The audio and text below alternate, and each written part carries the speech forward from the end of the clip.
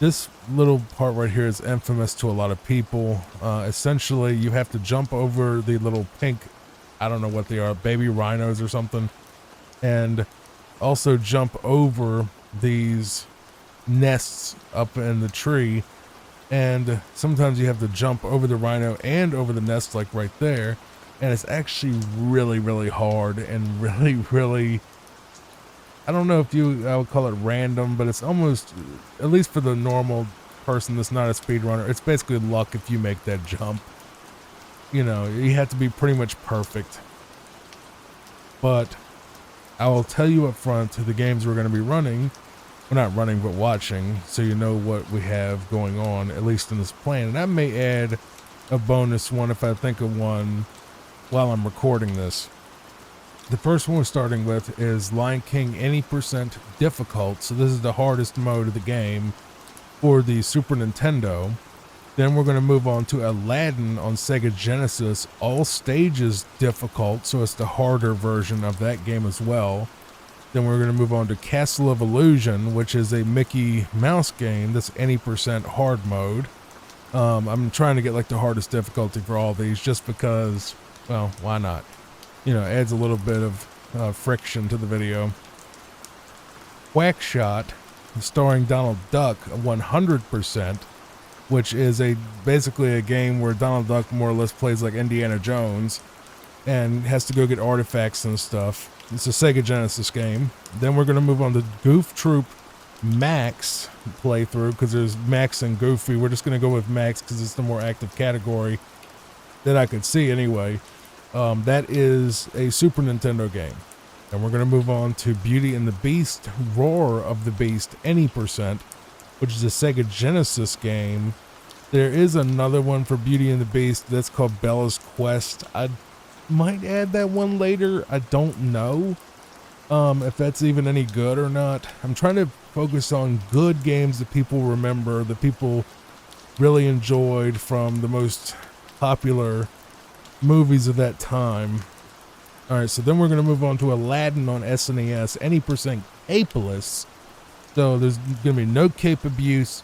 To anybody that doesn't know what the cape is in that game, it is basically like a parachute that can be used to more or less break the game. Like it gives you like a lot of movement options, but capeless makes it much harder.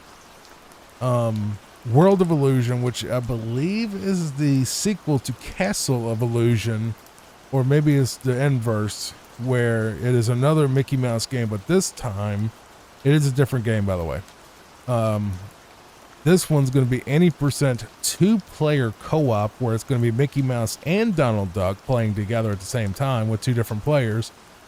Then we're going to move on to Toy Story SNES. I'm literally talking about what we're going to do over all this beautiful Lion King stuff. I apologize, but I'm just trying to tell you what we got. Toy Story, Super Nintendo, any %. And then we're going to finish with, or maybe even have a bonus if you stay that long, we're going to watch Gargoyles Genesis, any %. Which is based on, obviously, the gargoyle thing. Here's the Stampede level, where essentially you just have to dodge the, what are they, buffalo? Whatever they are. It's basically, you know, running Simba down, even though in the movie, Simba was not chased by them.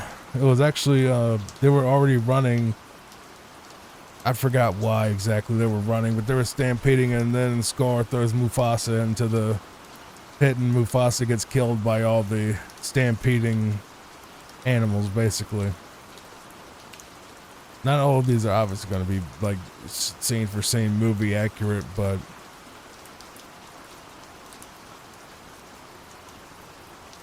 now move on to the Exile level. We've already seen the Elephant Graveyard and the Can't Wait to Be King levels.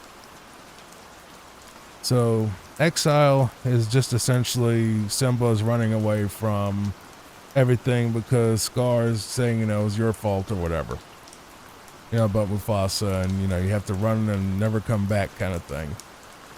So your biggest obstacle here are these boulders that just try to crush you, but as you can see, they're getting through it pretty quick.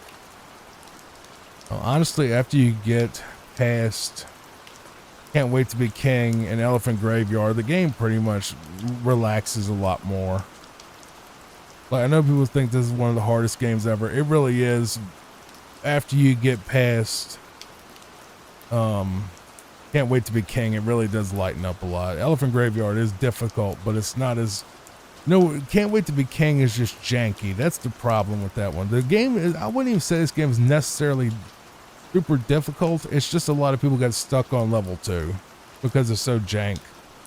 But literally after that, it's pretty much just your standard platformer. It's really not that horrible difficulty-wise. It's challenging, but it's not impossible like people, would lead you to believe. This is the Hakuna Matata level. Essentially, you just have to keep jumping on this gorilla until till you get him, I guess. He just wants to be left alone so he can eat his banana, and, Simba won't leave him alone for some reason. I mean, I understand why he's mad and why he keeps smacking at the lion, too, that keeps on trying to eat him.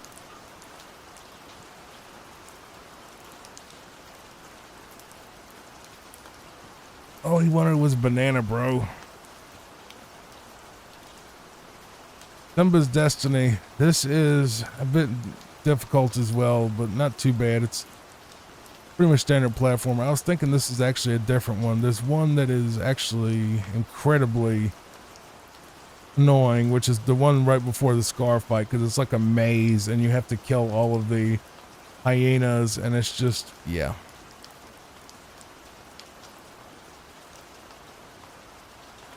It's really annoying.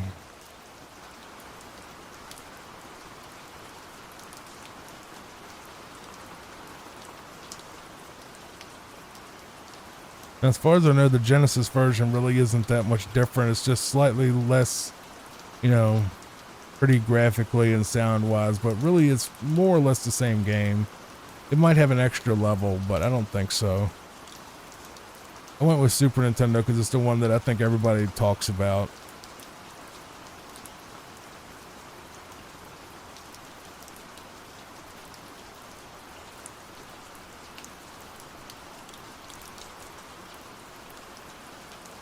What they're doing basically is they're roaring and then grabbing the leopard or whatever that is that comes out, that spawns. And this is based on the scene where Simba sees Mufasa up in the cloud saying, "Son, you have to go back and, get your pride back. Be prepared." A level that a lot of people dread. It's really not that bad. Not as bad as people think. It's more like the ending part of the level makes no sense unless you know what you're doing. It almost seems like you're not supposed to be there, but it's basically just a waiting game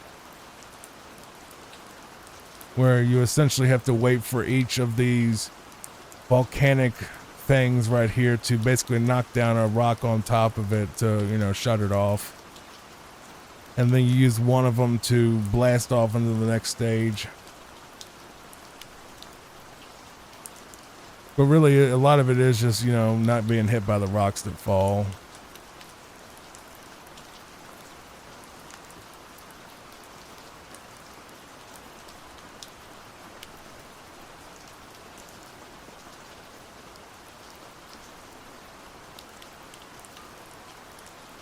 As you can see right there.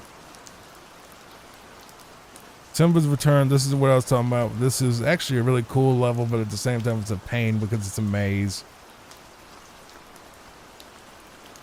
Where you just have to keep going in and out of these doors and take out the different hyenas, and I think a lot of people probably get stuck here as well, not knowing where to go.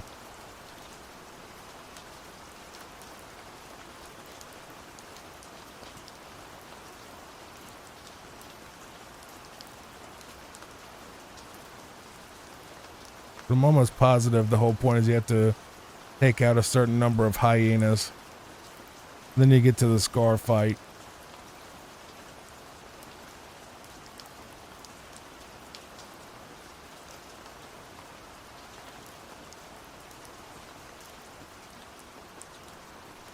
There you go. Now we're on the Scar, the final boss, Pride Rock.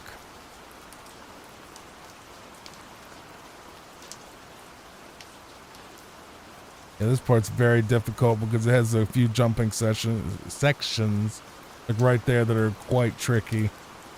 Plus you have lightning coming down trying to kill you like you just saw right there. And we're at the top of Pride Rock, and here we go. We just gotta throw Scar off the top. Well, the runner does. You know what I mean. No, we're not at the top of Pride Rock. My bad. I just got a little confused there for a second. Got a little ahead of myself. I apologize. I think that's the top of Pride Rock, probably. It's a smack Scar around and throw him off. Then the hyenas eat him, and, you know, that's rip. And that's the end of Lion King. By the way, the runner's name is Purple with 2 E's at the end. Congratulations on your world record. Let's move on to the next one. Now we're going to move on to Aladdin on Sega Genesis. This is a game I'm not as familiar with. I have played a bit of it myself, well, yesterday or the day before, actually. And I think it's a very good game. I don't know if it's as good as the Super Nintendo version, which I've beaten dozens of times, maybe even 100 times, but it definitely is a bit of fun, even though it is a little bit fan fiction with the idea that Aladdin had a sword and was going around killing guards, but it definitely is probably the more, well, it definitely has really good animation. The controls are good, so I think they both have their merits. It kind of depends on what you're looking for. You're looking for something that's more like a straight-ahead platformer that's just kind of straight ahead, or are you looking for something more action, you know, oriented platformer as well that's a little bit different. They're completely different games. We're going to watch both of them, but not back to back because I want variety in the video. So Aladdin on Super Nintendo will come later. The order that I said the videos will be in is the same order they will be on this particular thing, basically. So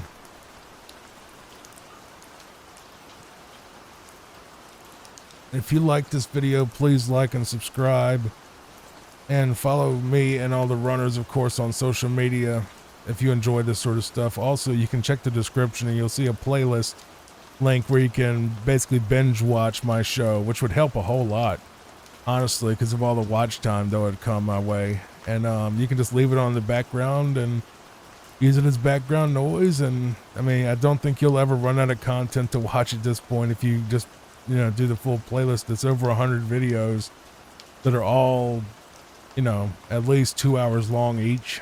So, you know, you're talking about 200 plus hours of content, probably a lot more like 300 hours of content. That's, you know, days and days and days. Like endless amounts of content, really. But I'm always adding to the library because you never know. And I upload almost daily. And if you would like to see me play the games, there's also the Fall Asleep While I Play series. But this is the Let's Fall Asleep While We Watch, or whatever I'm going to call it at this point. I think right now it's Let's Fall Asleep Watching something.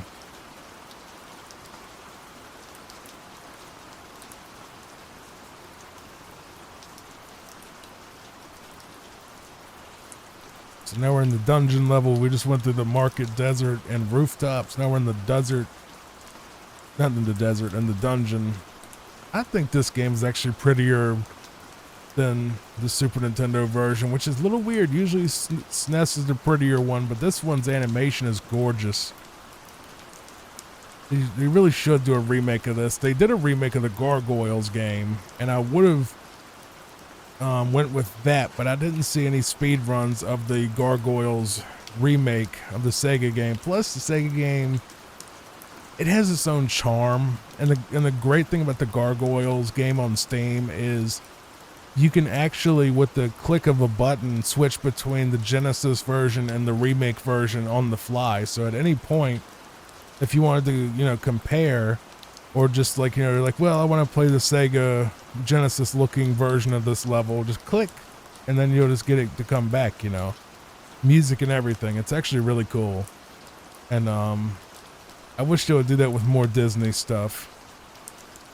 I think that was a very nice little addition, having the ability to switch between the Genesis and the remake in real time with just a button press on your controller. And I did buy that one. Yeah. I mean, I wish they would bring more games to GOG. The stuff. There's also a lot of what they call recomps that are being worked on of a variety of games. And what a recomp is basically a port of various old console games for PC. So you get the benefits of PC. So you get better frame rate, better graphic options, better resolution options, mods, and a lot of other little things. And you also get to preserve the game in a new way, and you can play it on anything that can basically run Windows, or I guess even Linux, really. So it really does kind of create a way to experience these games with new quality of life on more devices, because Steam Deck and everything, tablets, all that kind of stuff. Well, I don't know about tablets, but like Windows surfaces and stuff like that. Anything that can run Windows can run the recomps, more or less. I don't know about Linux. I can't speak for that, but I know they're mainly made for Windows. And I am happy that they're doing that, because that's such a cool concept, that they're essentially remaking classic games from this era, really, and giving them mod support and support where people can do stuff like there's a GoldenEye one that is coming out, or just came out recently, for the N64, and it made it where you can actually play with the Xbox, unreleased Xbox port graphics, which are like an HD pack, and it also is supposed to have multiplayer as well, so you can play against your friends in multiplayer on GoldenEye PC. So you could do stuff like that now with these PC ports. And you have Mario 64 was one that I don't know if I've covered yet, but it was actually, there's a PC port of it that's absolutely amazing, that you can better resolution, 60 frames per second, which makes the game so much smoother looking, and it's just crazy how good it looks with 60 frames a second. It's so much smoother. And there's different mods for like graphic texture packs, and there's even like stuff like Super Mario 64 Shotgun Edition, or whatever they call it, where Mario gets a 12 gauge shotgun that he can use to jump. It's really silly. And yeah, but there's a lot of games that are being recomped now, turning to PC ports. One of the newest ones that I saw that I'm very excited about is Harvest Moon 64, which I'm praying that they come up with some mod to make that inventory system less annoying to deal with. Harvest Moon 64 has one of the best eerie vibes, just a weird kind of game, just the way the world is very small in that game, very, very small and very, very simple, but it's also very, very, it just has a certain aura to it that's hard to explain. And the only real thing that I always had holding it back was the fact that you had to basically pause and manually select an item and then double click it and then unpause just to drop off crops or something until you get the horse that was fully grown. But it was so tedious. I pray that they figure that out, and also let you cycle tools, because in Back to Nature, which was like the PlayStation game that eventually became Friends of Mineral Town and Story of Seasons, Friends of Mineral Town and Boy and Girl, and pretty much all the other, like there's a lot of ports of Back to Nature with different names, and I don't know why they kept doing that, but Friends of Mineral Town is just a remake of Back to Nature. It's the same game, just on GBA with maybe some quality of life stuff. And then it became Boy and Girl for the PSP, and then it became more Friends of Mineral Town, which added the girl version with the, the men's suitors. And then they put out Story of Seasons, Friends of Mineral Town, which is the newest remake of it. So yeah, it's yeah. I wish they really would. I'm happy about the Harvest Moon 64 one, but I wish Story of Seasons would make a remake of this of Harvest Moon 64 and add that quality of life that they did with the remake. I was making a fall asleep while I play Story of Seasons Friends of Mineral Town, but I just kind of got bored. I got bored and I was just like, eh. The Stardew video didn't do very good, and I just was like, I was gonna do an entire spring, but I just got really distracted and just didn't want to play it anymore. I love Stardew so much because Stardew has so much variety and so many mods and so much quality of life stuff that even Friends of Mineral Town just doesn't, even now, because of the way the original was. And it just made it where I just couldn't get back into it. I just couldn't. It's a great game. It's not a bad game. They did expand the original map a bit and added some more characters. It's a great game, but Stardew spoiled us so much that I just can't go back to the Harvest Moon stuff. It's just, Stardew is so good that it just makes everything else just seem kind of pointless when it comes to the farming type of games like that. Especially with Stardew Valley Expanded and Ridgeside, was it Ridgeside Valley or Riverside Valley? It's a couple of mods that add even more characters and more locations, and the tractor mod and all the other stuff. Just they just made it's sort of like Minecraft. When Minecraft came out, which I've done stuff on Minecraft as well, by the way. When Minecraft came out, it basically kind of made all the block building stuff kind of obsolete. Like all that Lego sort of stuff that probably came before it. And nothing really topped Minecraft because of the mods, the community, the endless possibilities of it. And Stardew did that for Harvest Moon. It really did. It made it where there really is no point in a Stardew 2. There's no point in a Minecraft 2. It's just add to what you already got if you're going to do anything. So here's the final boss, Jafar. And that's the end of that. That's the end of Disney's Aladdin on Sega Genesis. Pretty short. So let's move on. This was run by Insomniatics. Insomniatics. I can't say it correctly, but it'll be linked in the description to their channel. Let's move on to the next one, which will be Castle of Illusion Any % Hard Mode. And now we move on to Mickey Mouse Castle of Illusion. I think that's what it's called, right? Castle of Illusion? Yes, Castle of Illusion. Any % Hard Mode. This is for the Sega Genesis. This, I believe, was remade for the PC. It's actually it was. I actually own it. It's a very good game. The remake and the original are both great. Very iconic from this era. And that's what I'm trying to go for, is iconic games of that era. But if this got a PC port, it would be kind of neat to see this in like a higher frame rate. It looks like it's running at about 30. Would be neat to see it running at a higher natural frame rate.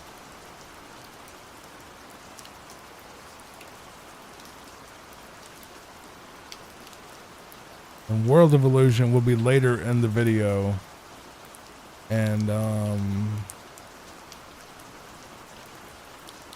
I don't think I ever sat through this entire game before. None of these are super long runs, at least not so far. And, Giant Apple from Alice in Wonderland. I don't think, did they make a game for that? Alice in Wonderland, that was a Disney thing, wasn't it? Well, I mean, it was in Kingdom Hearts, so it kind of had to be, didn't it? Winnie the Pooh, he didn't get any games on Super Nintendo that I remember. That's kind of sad. I like Winnie.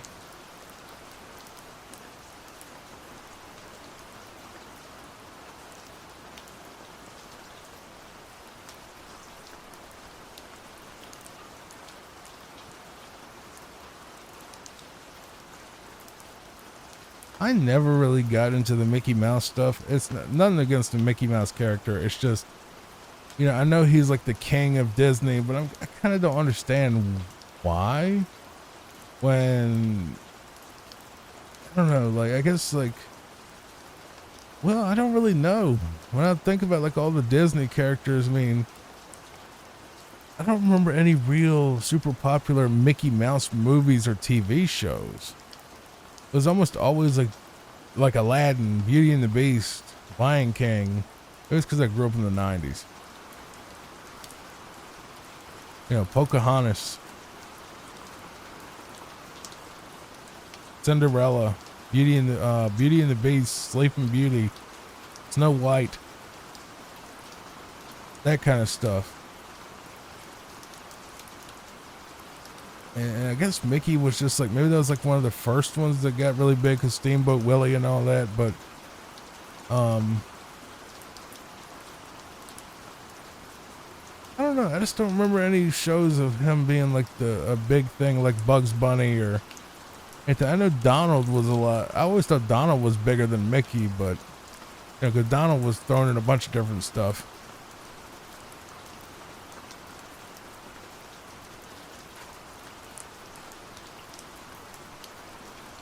Honestly, if I really had to pick, I would honestly say Donald and Goofy were more iconic than Mickey was. But, you know, that's just me.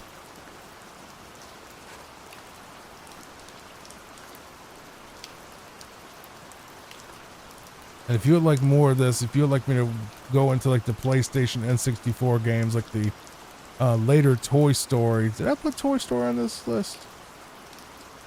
Yeah, Toy Story is the second from last. Okay. That's any percent. All right, yeah. I was wondering, because Toy Stories are an incredible 16-bit game. I know that you probably are looking for Toy Story 2 Buzz Lightyear. If you want that, you need to like the video, subscribe, and put it in the comments, because I'm trying to get this channel back up and running, and I kind of wanted to keep all these particular games we're watching as the part one of this series. Might be a series even. Of this particular one to the Super Nintendo, Sega Genesis era. And if you want more of this, obviously I'll go into the 64, PS1 generation, then PS2, and so on and so forth, or even back to the NES games. But I was trying to kind of stay in one console generation for this particular game, for this particular video. I also have on my list Spider-Man, X-Men, and Batman games as well. So I have a lot planned for this channel, and there's a lot already here. Like, there's already, like I said, like over a week straight of content that you could, you know, be watching at any point. If you go to the description and click the link for the playlist, it'll take you to every video that I've done in this Fall Asleep series, and Fall Asleep and the Watch and Play series, which are the only real big difference is watch is speedruns and play is me playing the game. But the commentary is the same sort of thing in both. So whichever gives you more relaxation, pick, but there's a lot more play than watch.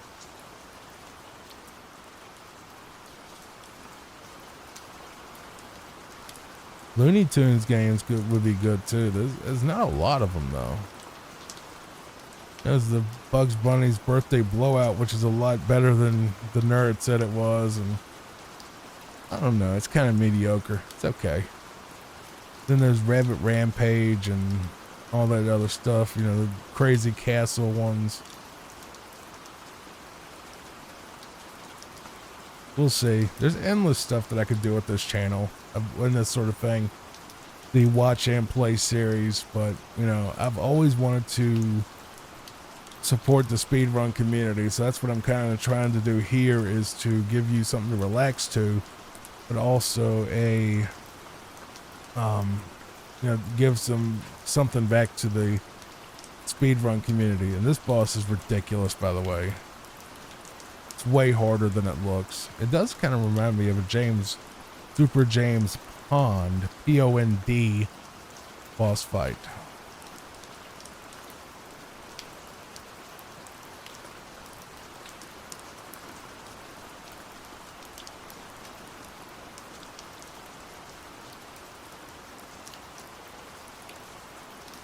I will say that these speedruns make the games look easy. They're not. They're nowhere near as easy as you think they are. These people are world record holders. They are the best of the absolute best in all of these watch videos. That's why they look so easy, because they've mastered these things down to the frame, like down to like the microsecond. That's how good these human beings are at this game. They've literally played these games probably hundreds if not thousands of times in a row, trying to beat their own record.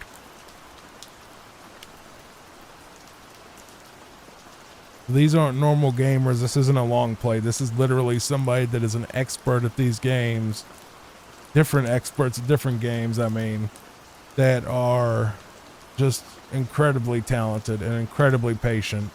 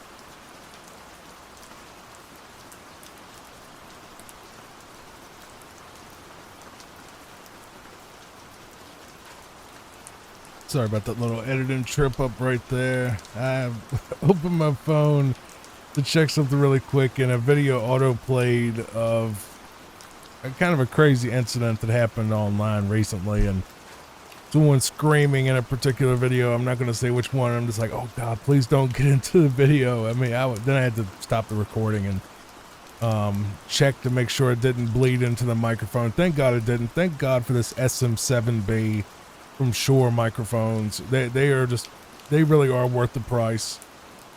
I know that they are basically just an SM57 with like a casing around it or whatever, but they really do make it foolproof, where you don't have to worry about plosives or, like background noise or a lot of things. It really is like an incredible mic. And, if you think about it, you can get them for $300 on Reverb or,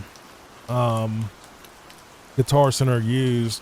And the great thing about the 7B, in my opinion, because I've had the 58s and the 57s and all that, and they're great mics, for their application. But when it comes to YouTube, there's probably nothing better than a 7B. You really do kind of save money with the 7B, though, if you want to get like super serious about recording, because you don't have to treat the room. Like, I have an AC going, I have a fan going, a box fan in the room, I got an AC going full blast, I got my ceiling fan going. It was raining outside a minute ago. You can't hear any of it because of the 7B's isolation around it and the way it's built to basically reject all of that.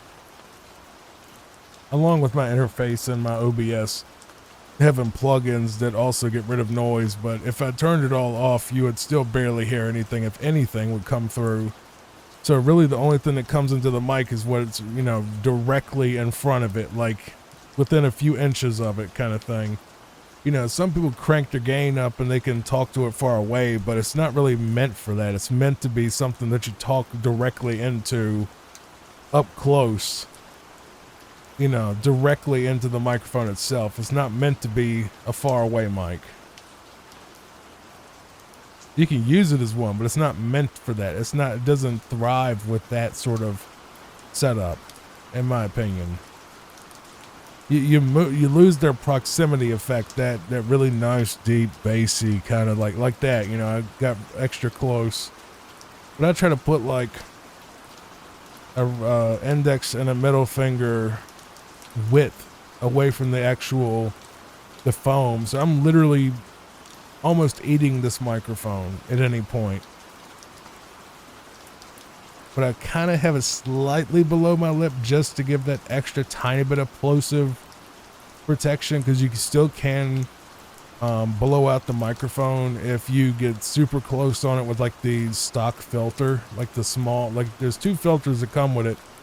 You get the thinner one, which can still pick up plosives, so you want to be more careful with that, but it gives you a thinner, more it's better for like if you have a super big, you know, big James Earl Jones kind of voice, right? Then you get the thicker one, which is the one I use, which makes plosives nearly impossible to get through, and unless you really try. And it makes the sound slightly warmer or more bassy. And that's why a lot of people use the thinner one, because they don't like that extra kind of boom. But I personally love that boom. You know, I love that kind of warm, bassy, really nice and full and thick kind of, you know, just, it sounds really nice and really cozy to listen to. It's a very soothing sort of frequency. And you can obviously get that with almost any microphone if you set it up right with your equalizer and all that, but the SM7B makes it.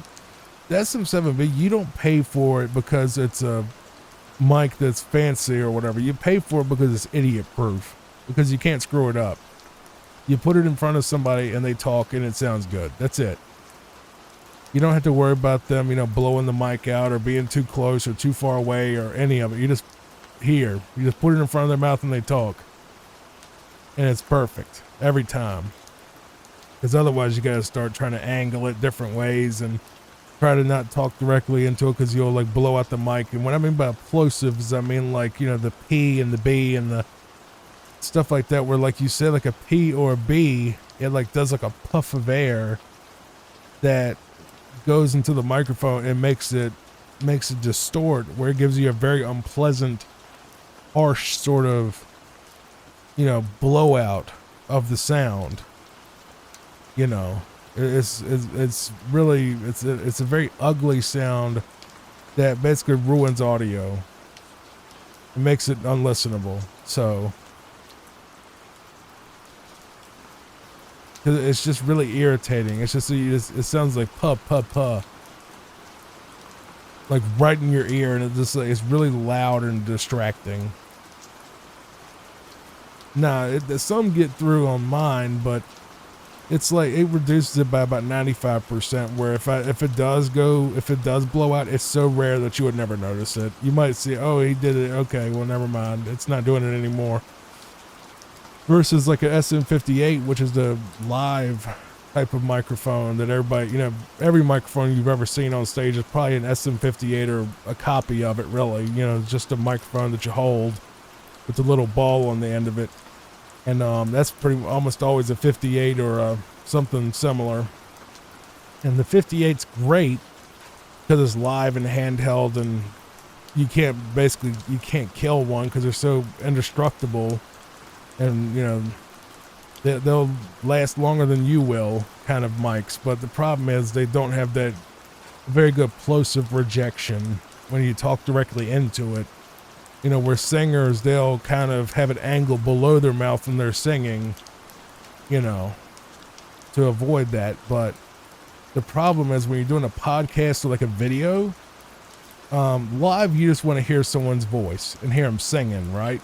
But in a podcast or a video, you want it to be really nice in the mix and really smooth and warm and, you know, easy on the ears and all that kind of stuff. And it's kind of hard to get that with the 58 or the 57, because you have to angle it away from you or under your mouth, and you can't talk directly into it like I do with this without blowing the mic out.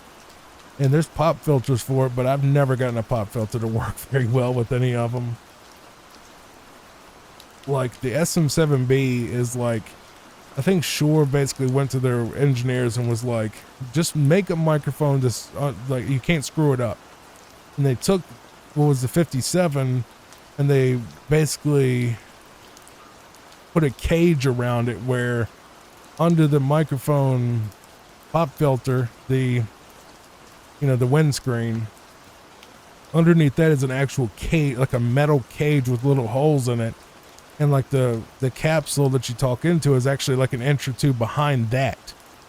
So it makes it where plosives are rather impossible or really, really hard to do. Here's the final boss. I'm guessing that's Maleficent. Thought she was only in Sleeping Beauty, but I think that's who that is. Isn't she like the final boss of all like Disney, like the Disney universe is like that's the most powerful monster or something? Even though the dude from Sleeping Beauty just straight up threw a sword at the dragon version of her and killed her like in one shot.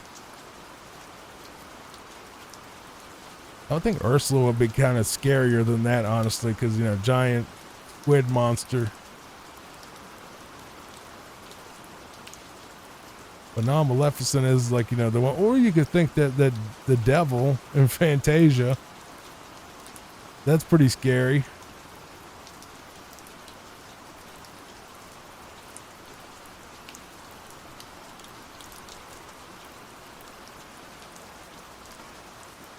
I never actually sat through Fantasia, but I know it's a masterpiece of animation and art. It's like the Citizen Kane of, you know, animated stuff probably is Fantasia.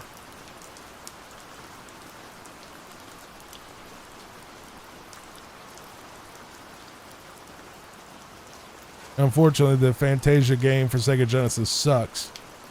And I was trying to not get any of the bad ones on here, but I might throw Fantasia in at the end. Why not? Probably not that long, but everybody hates it. That has played it, doesn't like it. But that's the end of Castle of Illusion. Let's move on to next on my list. QuackShot. Nice. One of my favorites. This run was done by Radar. They only have 17 subscribers.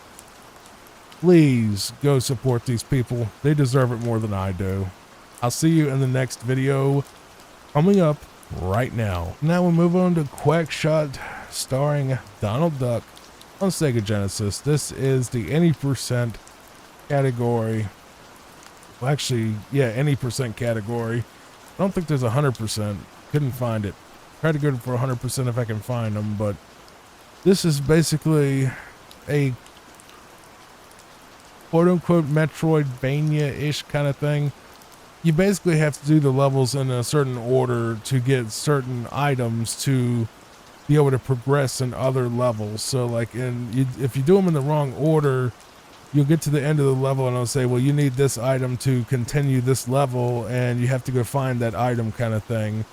So they don't really tell you what order it's in, but it kind of has that sort of Metroidvania sort of progression where you have to backtrack a lot and a lot of, you know, you need this item to unlock this stuff kind of thing.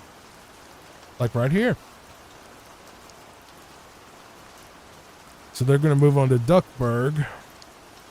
First one was Mexico, and then they're going to go back to Mexico after.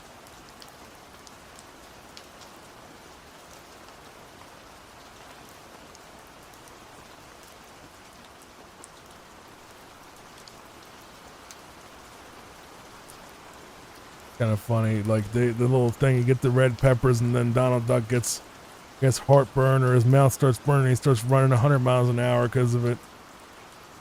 So like you see right there, you have to go to Mexico, then you gotta go to Duckburg, then you gotta go back to Mexico because you didn't have the thing to climb that wall in Duckburg. So now you have to go through this little temple thing in Mexico on a revisit to do it. So it's kind of a Metroidvania. Not quite, you know, it came out long before Symphony of the Night or, you know, that sort of games where they really perfected it. But this is kind of in the same, it's a spiritual sibling to it, I guess you could call it. It's a very good game, by the way. It's quite difficult, but very good. I remember playing it a lot on Sega Genesis, and I do recommend pretty much all of these games if you want to play them at any point.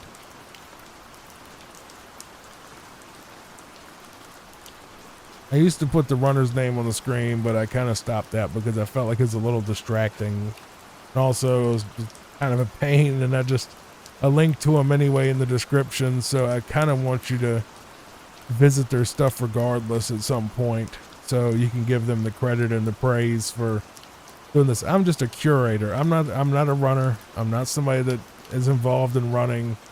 I'm just a curator that grabs different combinations of runs and gives my commentary, hoping that it helps you relax.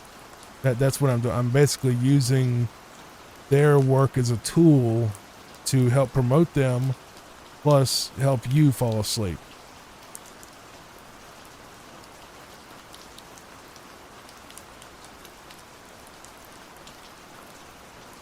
So it's kind of a collaboration kind of thing.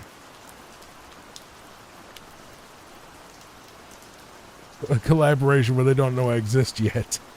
It might be a good thing. It might be they might be offended that I'm even watching their stuff.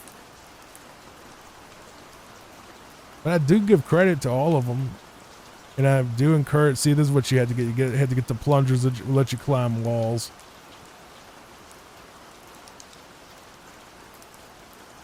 And you had to get that from Mexico. Then after this, you go to Transylvania. Then India, Egypt, South Pole, Viking, South Pole 2, Hideout, Island. That's what the little splits say anyway.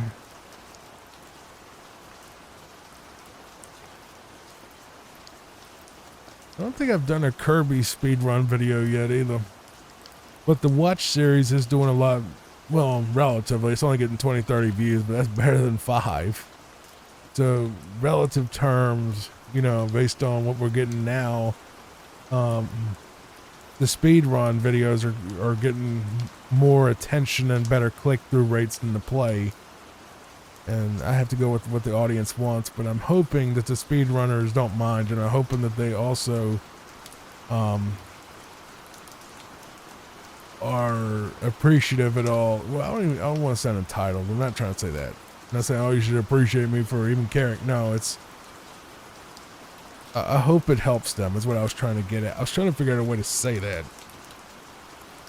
Speak perfect English, and the only language I speak, and I still screw it up sometimes.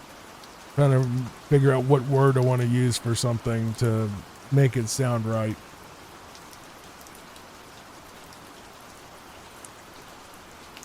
We'll move on to the obligatory scary movie stage, Transylvania. So this is about as close as you're going to see Disney get into the Castlevania series, and he just glitched into the ground. Or she just glitched into the ground. I don't know what the gender of the runner is, but yeah.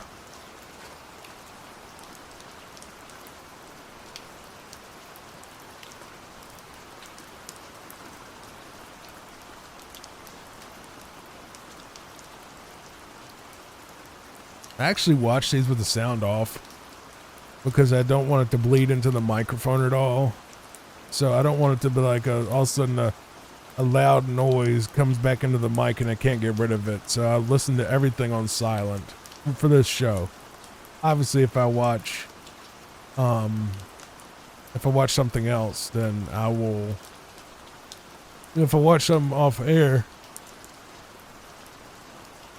then I'll have the sound on, obviously. But for recordings like this, I just turn the sound off.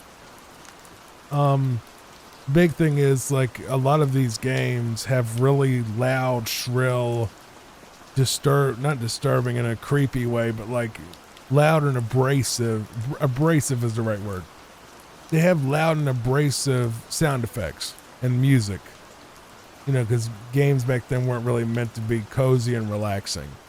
So, except for a few like Tetris and stuff like that, but it wasn't the norm yet until they get the cozy sort of games later on Steam and stuff, you know, where indie publishers would actually be, you know, able to do their thing, you know, which is amazing because of all the stuff we got coming out.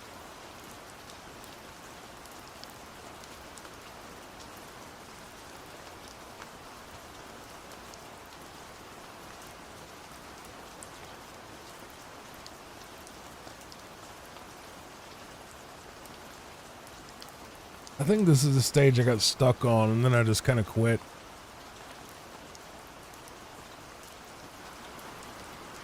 Because I think it has a little bit of a maze kind of thing where you have to go a certain way.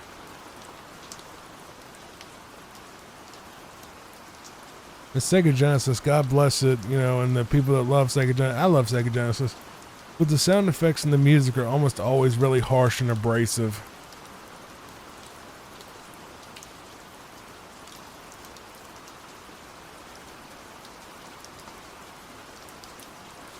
Because that's just how it was back then, you know.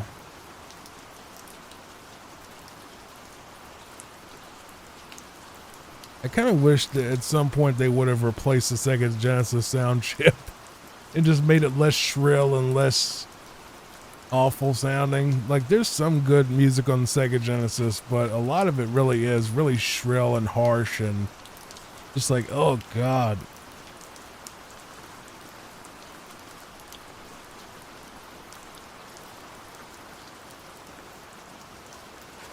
Now we're in India.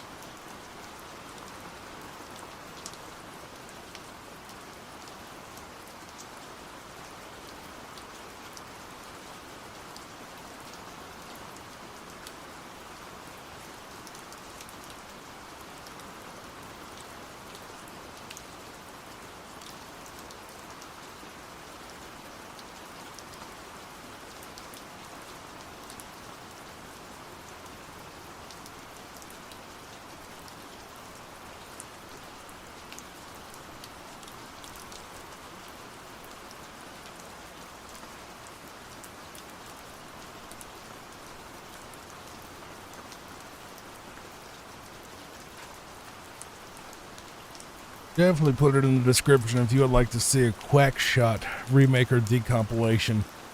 Or recompilation, I mean, is what they call it. Where they make PC ports out of old games. The amount of progress being made on those decompilations are actually incredible. Like, I'm seeing almost every, not every, but many classic games being recompiled. I saw Harvest Moon 64, Silent Hill 1. That one made me happy. Seeing Silent Hill 1 getting a recomp where people can finally, you know, give us some quality of life, like 60 frames a second and stuff like that to make it even smoother. And higher resolutions. Keeping the same graphics, but just like a better resolution and frame rate kind of thing. And I'm just very happy that recomps are a thing, and these PC ports, they're spectacular. You know, I'm pretty sure they've already done Ocarina of Time, and I think they're probably going to eventually do the wrestling games too. I would hope that they'll do like No Mercy and stuff like that. That'd be cool. I know they're working on or just finished GoldenEye. I don't know. I mean, let me know in the comments what you would want to see recompiled. Let me know in the comments what you want to see, period, out of this channel, you know. I'm trying to stick with gaming because it's not controversial. It's not drama related. There's nobody that's going to sue anybody over saying, you know, come support this speedrunner. You know what I mean? Very safe content. And surprisingly, the algorithm's starting to actually wake up and starting to do pretty okay. You know, it's starting to find people that are interested in this. And that makes me happy that the click-through rate is much higher than it was before. So I must be doing something right for the algorithm to actually care again. Even though we're not getting mega views, it's fine. It'll come or it won't. But just happy that any of you are here to support this new venture that I'm doing into trying to help the speedrunning community, and also bring you comfort and the ability to sleep. You know, sleep is one of the hardest things to, you know, deal with for some people, including me. Terrible sleep issues. You know, waking up constantly in the night, you know. Even though I've been sleeping a little better recently. I don't know why, but just slightly better. You know, anything's better than every hour waking up. You know, I don't know what changed, but apparently it did.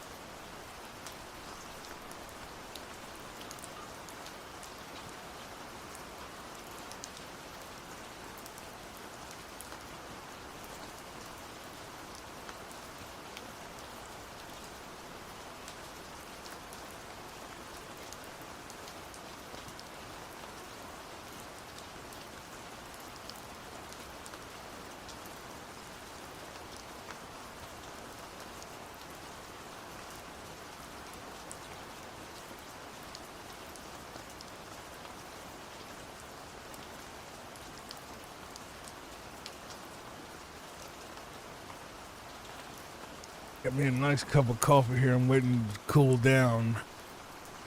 Get myself back awake. Get a little too cozy sometimes in these videos, you know? I think this is the last level. Looks like a straight out of Castle of Illusion or World of Illusion. Look at that.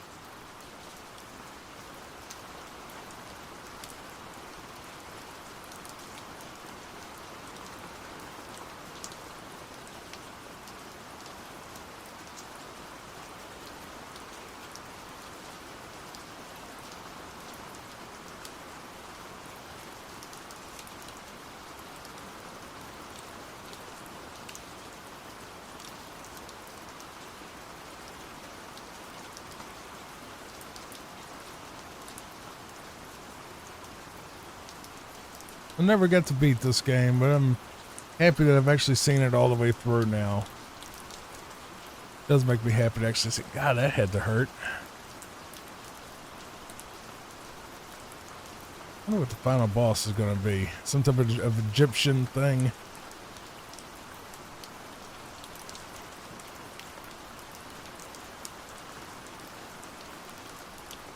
What would Tom and Jerry fall under? That wasn't Disney, Nickelodeon, or any of them, really, was it? I think it was just Hanna-Barbera, but what would that be? Cartoon Network, maybe? I mean, I could throw a Tom and Jerry video and, I mean, Tom and Jerry speedrun thing in here, but I just don't think that's Disney. Or if Disney owns it now, it didn't back then. Let me look it up. I don't know. That's a weird one. There are some Tom and Jerry games. One's good, one sucks that I know of straight up.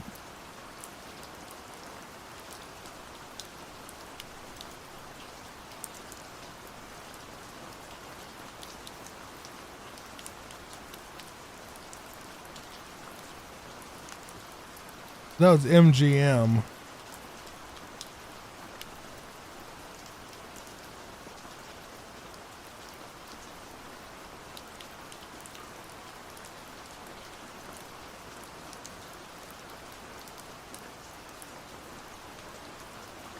Is that our final boss, really? Like a ninja duck that just stands there and flashes until he's dead? That's kind of pathetic. So Warner Brothers owns it. So I guess they'll be in the Warner Brothers video. Or like you could throw it in there with like Looney Tunes, I guess. I guess you could say it's more in vein with the Looney Tunes, more in league with that. So I might just put that as a Looney Tunes edition, like bonus run.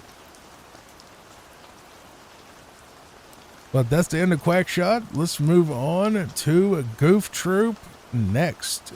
Coming right up. All right, let's move on to Goof Troop. This is for the Super Nintendo.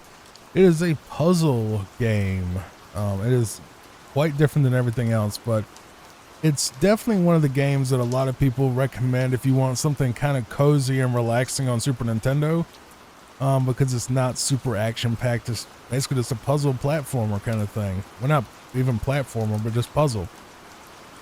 And I hear a lot of people say that co-op, this game is amazing. The only reason I didn't do the co-op version for this video is the world record has both runners on screen, and they take up quite a bit of the screen real estate. And also I kind of don't like showing the runners faces, because they at some point they may want to become a faceless channel. They may be facing harassment or doxing or something negative where they wouldn't want themselves to be on video forever, and I don't want to take that away from them, because a lot of people like me, I used to be on camera for everything in 2016.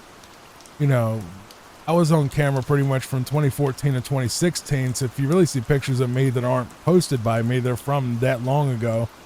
And I mean, I post selfies and stuff, which is fine, and I do video calls with people if they really want to.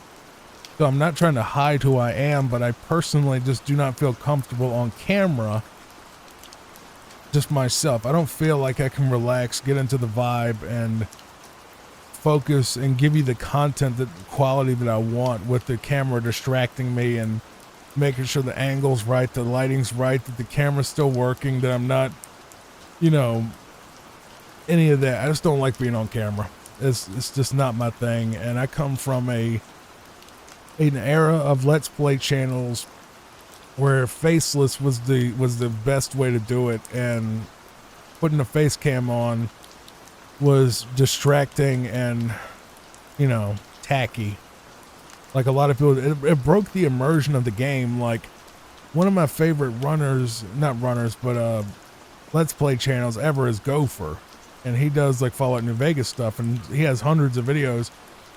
And I'm sure Gopher's a handsome dude and all that, no homo, but the problem is I don't want to see Gopher in the top right corner or bottom left corner of the screen when I'm trying to be immersed in this Fallout New Vegas kind of TV show that he made.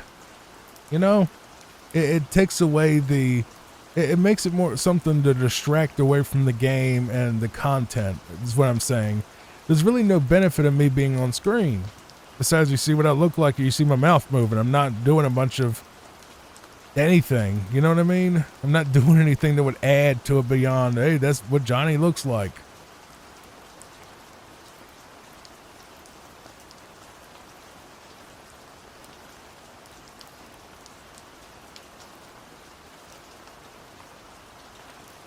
I just don't like face cams. I've always been anti-face cam. The only reason I did it on Twitch is because they said you kind of had to, or nobody would watch you back then. But nowadays, I just don't like it, you know?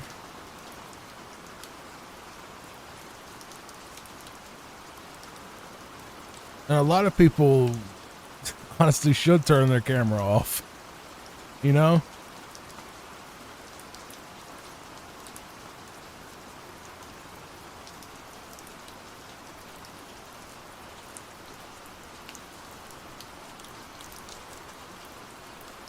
I know people try to say it's more personal. It's more, you know, we can see your expressions. I'm like, yeah, you'll see a blank look on my face for like 90% of it. And you'll see my mouth barely moving because the mic is in the way. Yeah, that's going to add a ton. We should totally take up a quarter of the screen or like an eighth of the screen for just to watch my blank expression for an hour. You know what I mean?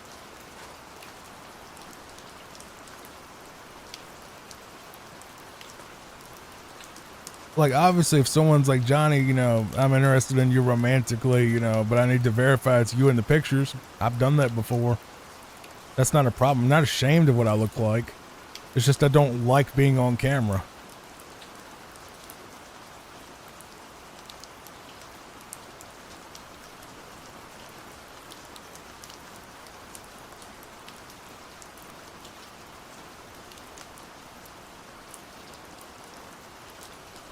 It was kind of funny. There was a girl I was talking to recently, very sweet girl, and I was she was like, well, I want, you know, send me a video of you, you know, because you always like send pictures. I want to see a video of you, you know, I guess to make sure I was real. I'm like, okay, that's, you know, grabbed my phone and took a quick video in the hallway, so with better lighting and, you know, where I wouldn't look like I was blurry and, you know, shooting on a freaking $40 phone from 2003. And her immediate reaction was, oh my God, you're real, which was hilarious. Because I guess maybe some people think I don't really look like I look, but the fact that she was like, oh my God, you're real. I'm just like, yeah, I am. I look like that, you know, for better or worse. If I lose this big old belly I got, then I'd be extra hot. Maybe then I'll get on camera and all the ladies would fell in love with me. I'm joking. I'm not that arrogant. That's just a silly little joke.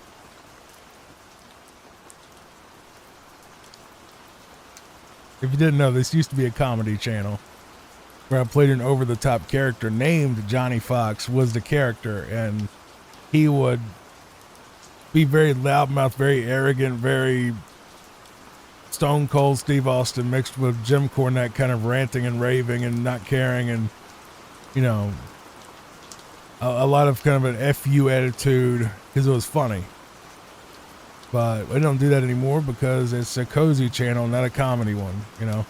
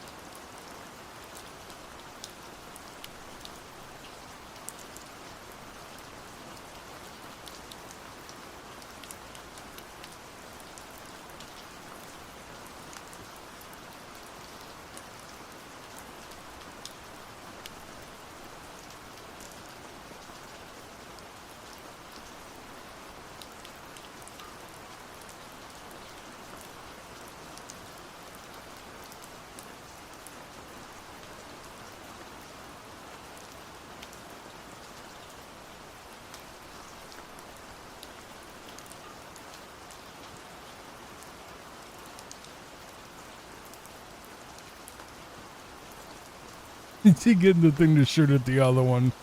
That's kind of funny.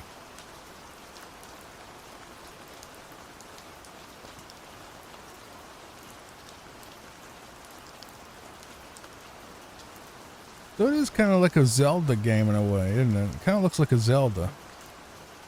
Huh. I never thought about that. I always heard of it being just like a puzzle game, but it really is kind of Zelda-ish, isn't it? Very Link to the Past.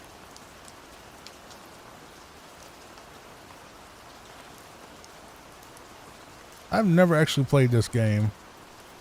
I think I might have played like a little bit of the first level, got confused and quit. Or got distracted. Happens a lot. Very Zelda-ish. That's an interesting concept. Zelda, but it's Goof Troop. Also, by the way, there is a Link to the Past ROM hack that is Conquer based from like the Conquer's Bad Fur Day games, and I forgot what they called it, but you can look it up. It's a Link to the Past Conquer conversion that reminds me of this. I do like Link to the Past. I got to about, I think, the Sand World, or like the Sand Temple, and then I kind of got lost and quit. But I mean, I get why people love Zelda. This really is Zelda, isn't it? I just remember watching SNES Drunk and hearing him talk about this thing and rave about how good it is. It's a co-op game, and for some reason he didn't say it was a Zelda-like game, but it really is. It's like a mix between Zelda and a puzzle game. Well, Zelda has puzzles, but it's not necessarily a puzzle game.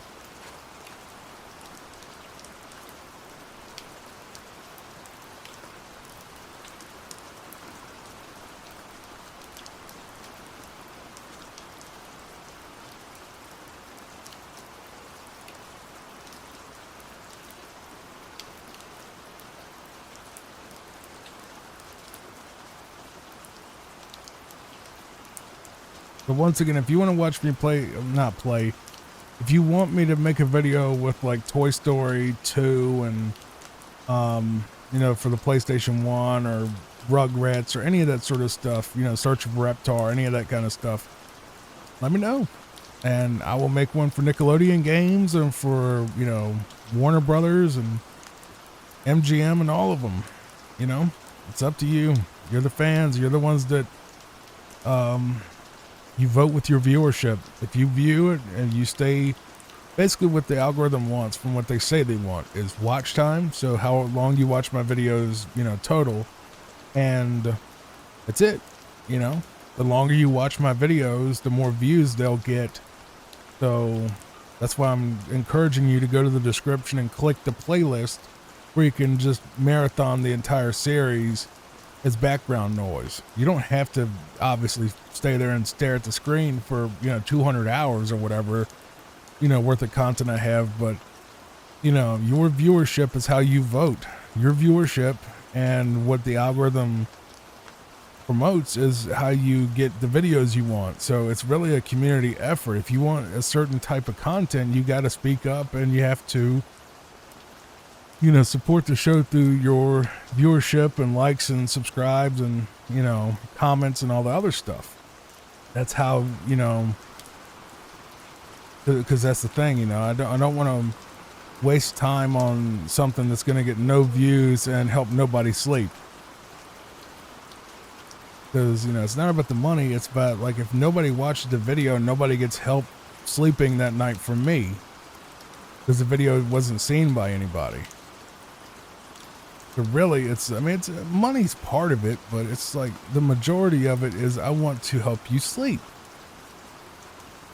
But if you don't know the video exists because the algorithm didn't show it, then I can't help you sleep because you didn't know it existed. So it's like a chicken and the egg problem.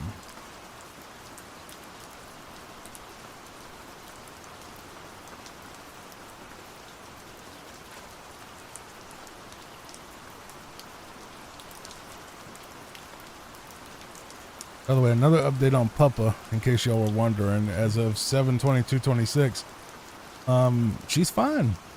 She's just taking a nap now in her bed, and she's just a happy baby. I got her in my lap earlier, and she was just, you know, laying there just being happy. You know, giving me that side eye, like all weenie dogs give you the side eye. They judge you all the time, you know. That's the craziest thing about a weenie dog.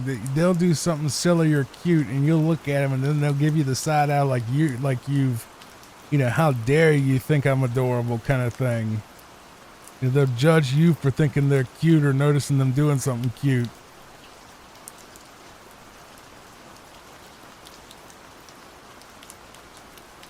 That dog is so spoiled.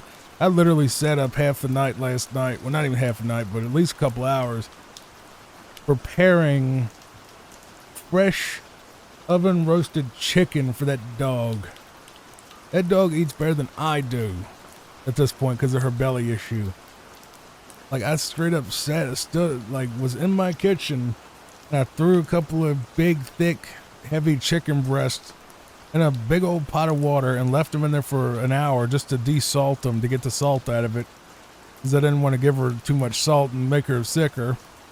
She just had a stomach bug, is all it was. The doctor said she's okay. She's not dying or terminally ill or anything like that. They said her health is perfectly fine, to the point they couldn't find anything wrong with her. So they're just going to throw a wild guess and say it's a bacterial infection from something in her belly. But they literally couldn't find anything wrong with her from any of the stuff. So she's definitely okay.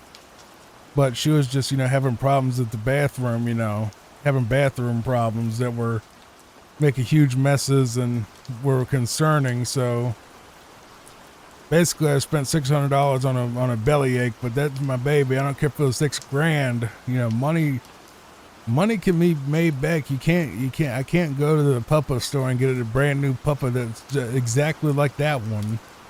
You know, I can't clone, well, maybe I could clone her, honestly. But even if you cloned her, it wouldn't act like her, you know? She has her own little things that she does and her own little differences that she has with other dogs. And growing cute little habits and everything, and that's my baby. And I would not trade her for the world, and I don't care what it costs. I'm taking care of that baby. You know, I spoiled the little monster rotten. I mean,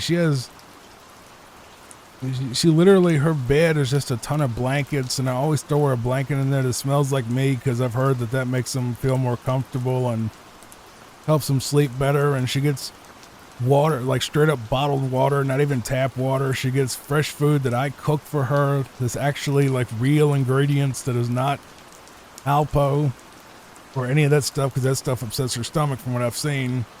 So she literally gets fresh cooked food, like fresh chicken that came from the meat department, not even frozen, like never frozen chicken. I throw it in a pot to get rid of the salt so it doesn't upset her stomach or you know, or anything, or dehydrate her or whatever it would cause, because everything has so much salt in it, and I didn't want to make her feel bad worse than she did about her belly problem. So I literally threw it in a pot of water and left it in the fridge for like an hour, and inside of like a Dutch oven pot.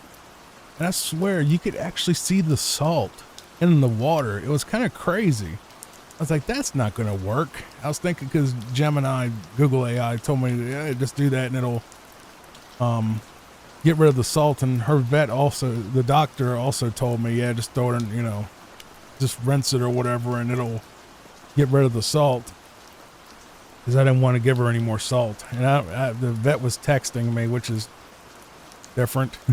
I've never actually had a vet text me. It's always, you had to call the office, and you always have to come in to talk to the vet period about anything, and have to pay a bunch of money just to hear from the vet. But now the vet will has her assistant text me, you know, and they'll check up on her and be like, oh, is she okay? Is she doing better? You know, and then if she's, you know, I told her, well, she's still having a little bit of belly issue. And they're like, okay, well, I'll talk to the doctor and I'll get the medicine refilled. And they did, you know, it was very easy. Just went in there. Hey, I'm here to pick up her meds. Okay. And just hand them my card to pay for it. And that was it. Didn't have to take her up there for a second visit and a bunch of diagnostics or anything. They did really good. And she's fine. You know, it's a lot better than the old vet, honestly, even though it's a little bit farther away. But it's worth it. And I usually get Mike to take her anyway. Mike's my neighbor that is like my handyman, I guess you could call him. He mows my grass and, you know, does different odd jobs. Like, he's on disability. So the Mike story is actually pretty interesting if you want to hear that sort of story. It's kind of a cozy story even. I was pulling to my driveway because I went to go get fast food somewhere. And all of a sudden this truck pulls up behind me.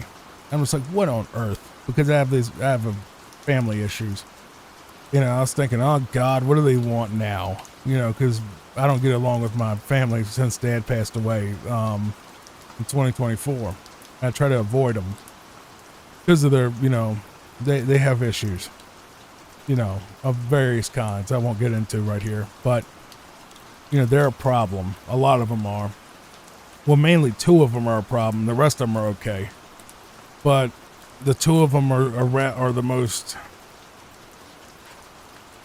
common, you know, that would bother me. So, you know what I mean? They kind of, it's not everybody that's screwed up. It's mainly two of them that are so screwed up that everybody, you know, they're a problem for everybody kind of thing. And I was like, oh God, what now? And just like, you know, because me and my sister had been having some issues. And I'll continue this story into the next game because this one's the final boss, and I'll continue into the next game if I don't, because I'm not going to finish it in time. Okay, that's the end of Goof Troop. All right, let's move on to Beauty and the Beast, Roar of the Beast. By the way, this run was done by Le Hulk 1. This one is Beauty and the Beast, which is going to be done by Point Park, but I need to size it up really quick, so give me a second, and then I'll have this one ready for you. Now we move on to Beauty and the Beast, Roar of the Beast for Sega Genesis. This is the 90% run. And I hope you enjoy it. Please like and subscribe to my channel and the channels in the description that are doing all the runs for us in this. Now, in the previous video, or previous section, I was talking about the Mike story. So I'll go ahead and tell you that cozy tale here. And, yeah. So, I pull into my driveway one day, and, went out to go get food. I come home, and all of a sudden there's a red truck pulls up behind me. I'm like, oh God. I was like, who is this? Is someone rather from the town coming to complain about the grass, or it's one of my family members coming to cause trouble? And I was like, what on earth? So I go up to the truck behind me, because they're parked right behind me in my driveway, blocking me in at this point. I'm like, I get out and I go up to the truck, and the guy's like, hey buddy, you want me to help you get these junk cars out of your yard? Because we had two broken down Buick LeSabres, which are like sedans, that were, one was dad's, one was mine. Both of them they just broke down. My transmission went out, and his wouldn't crank at all, and had been through a lot of damage because of my sister and stepsister not knowing how to drive. Both of them tore it up. So both of the cars were pretty much dead, and the town was always complaining, but we had to deal with, we couldn't get rid of it because of estate issues. And then I talked to the administrator. Anyway, we worked it out where he got rid of the cars. Point is, he's like, hey man, you want me to help you get rid of them cars? I said, all right, well, just give me a card and I'll talk to the executor, the administrator of the dad's estate. And, if he's fine with it, then we'll work something out. All right, man. I also cut grass, and I pressure wash, and I do all sorts of stuff. Like, okay, well, we do need to pressure wash the house, but I got another guy supposed to come do that at some point.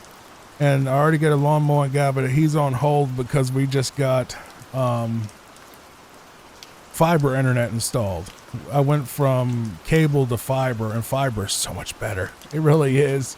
Seriously, if you look up to see if you can get fiber internet, it's so much faster. The thing is with cable internet, just as a quick aside, cable internet, you get a really good down speed. So you get like your gigabit down. But if you're a YouTuber that like uploads videos that are huge files, your upload speed sucks. But with fiber, you get both equal. So I got 2 gigs down and 2 gigs up. So I can throw a 200 gig video on YouTube, 4K 10-hour video, just like 200 gigabytes, and I can get it up there in like 15 minutes versus a day. It literally take a whole day if I had, the cable still, which is wild, and I love it. It's unlimited, and it's through Brightspeed is who I use right this second. But I was with Comcast, and now I'm with Brightspeed. I'm a lot happier. But they had to go out there and bury the cable and all that. So, and that was kind of a process. Them going out there digging it up and, digging up the yard and getting the cable out there to go to the pole.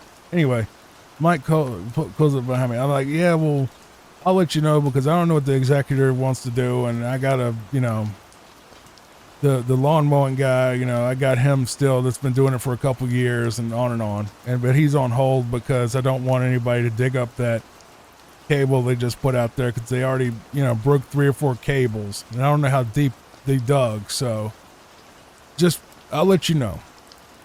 So I go inside and I text my stepbrother, who's the executor, and really nice guy, 0 issues with him. He's one of the good ones, and we get along great.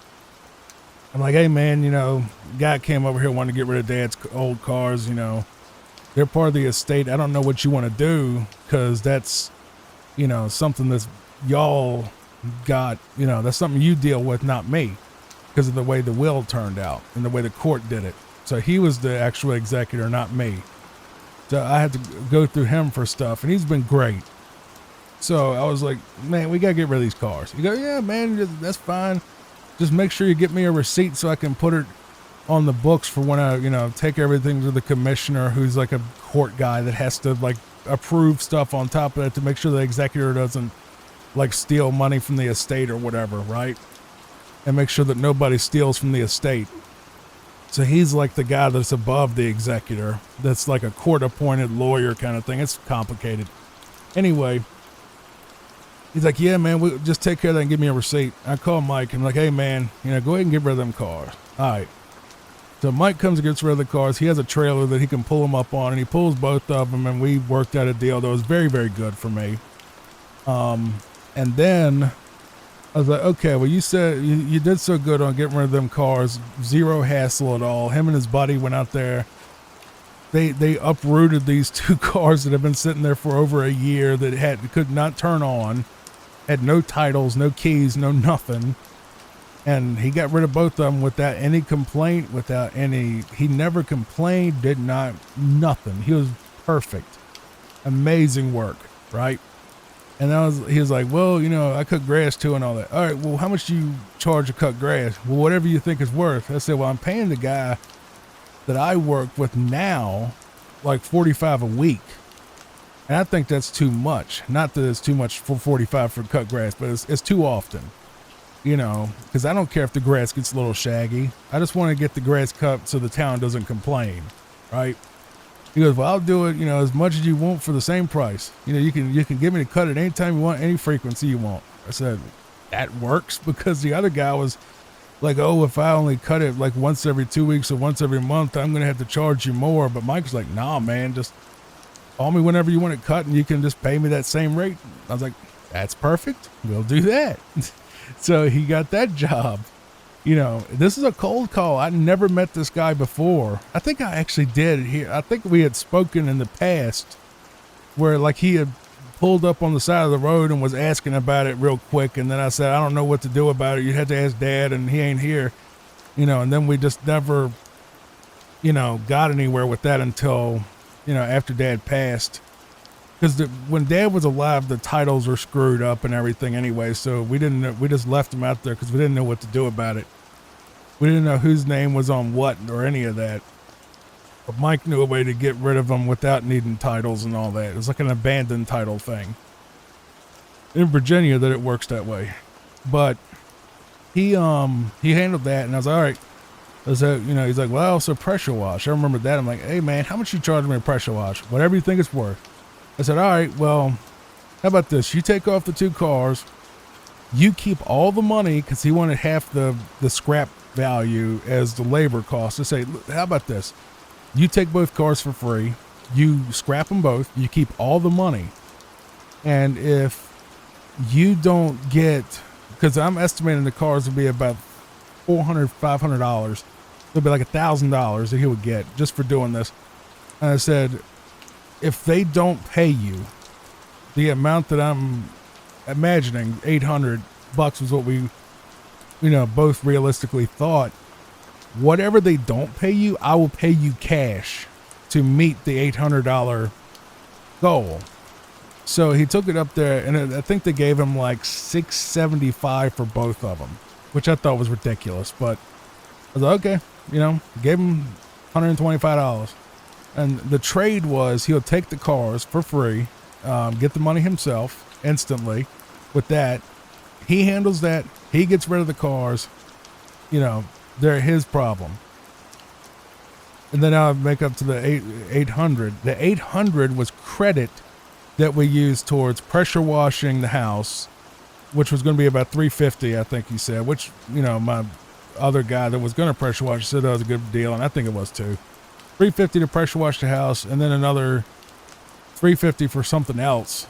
I think it was getting rid of the trash in the yard, and then 2 lawn mowings or something would equal up to 800. We worked that out, and that worked perfectly. And then Mike, he's such a go-getter. He just kept showing up and always happy. And, I walked outside when he was pressure washing. He wasn't just pressure washing. He was up on the ladder with a broom and a big, bucket full, like a 5-gallon bucket full of water and Dawn dish soap, and was up there scrubbing the side of the house. The house looks a billion times better. I'm just like, holy crap, this guy really, he does not have halfway anything. So I was like, you know what, man? I got these 2 bathrooms that just irritate me because they're such an ugly color. They were Nickelodeon orange, both of them. I said, how much would you charge me to paint my bathroom? Whatever you think it's worth. I said, okay. Then I looked it up and I paid him what it said to pay him on Gemini, and he was happy with it. And I paid for the paint and the materials and the tools and all that. And he painted both of them, and he did a really good job. And I was happy with it. I was like, Mike, we got to get this stuff out of the attic. There's a bunch of crap up there, and there's a bunch of garbage in the house, and a bunch of, you know, old furniture and all this stuff I need to get out of here at some point. Can you help me? Oh, yeah, man, that ain't no problem. I'll get me and my buddy Carlos to come over. We handle it. They did. And that cost me the most out of everything, really, because we had to take like 5 trailers worth of crap off. It would have been 5 dumpsters worth of garbage out of this house. Furniture, old clothes, just old Amazon boxes, just random crap, old books that were just smoked up, just garbage, endless garbage.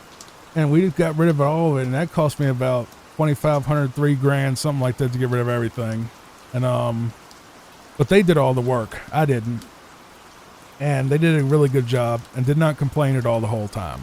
Great.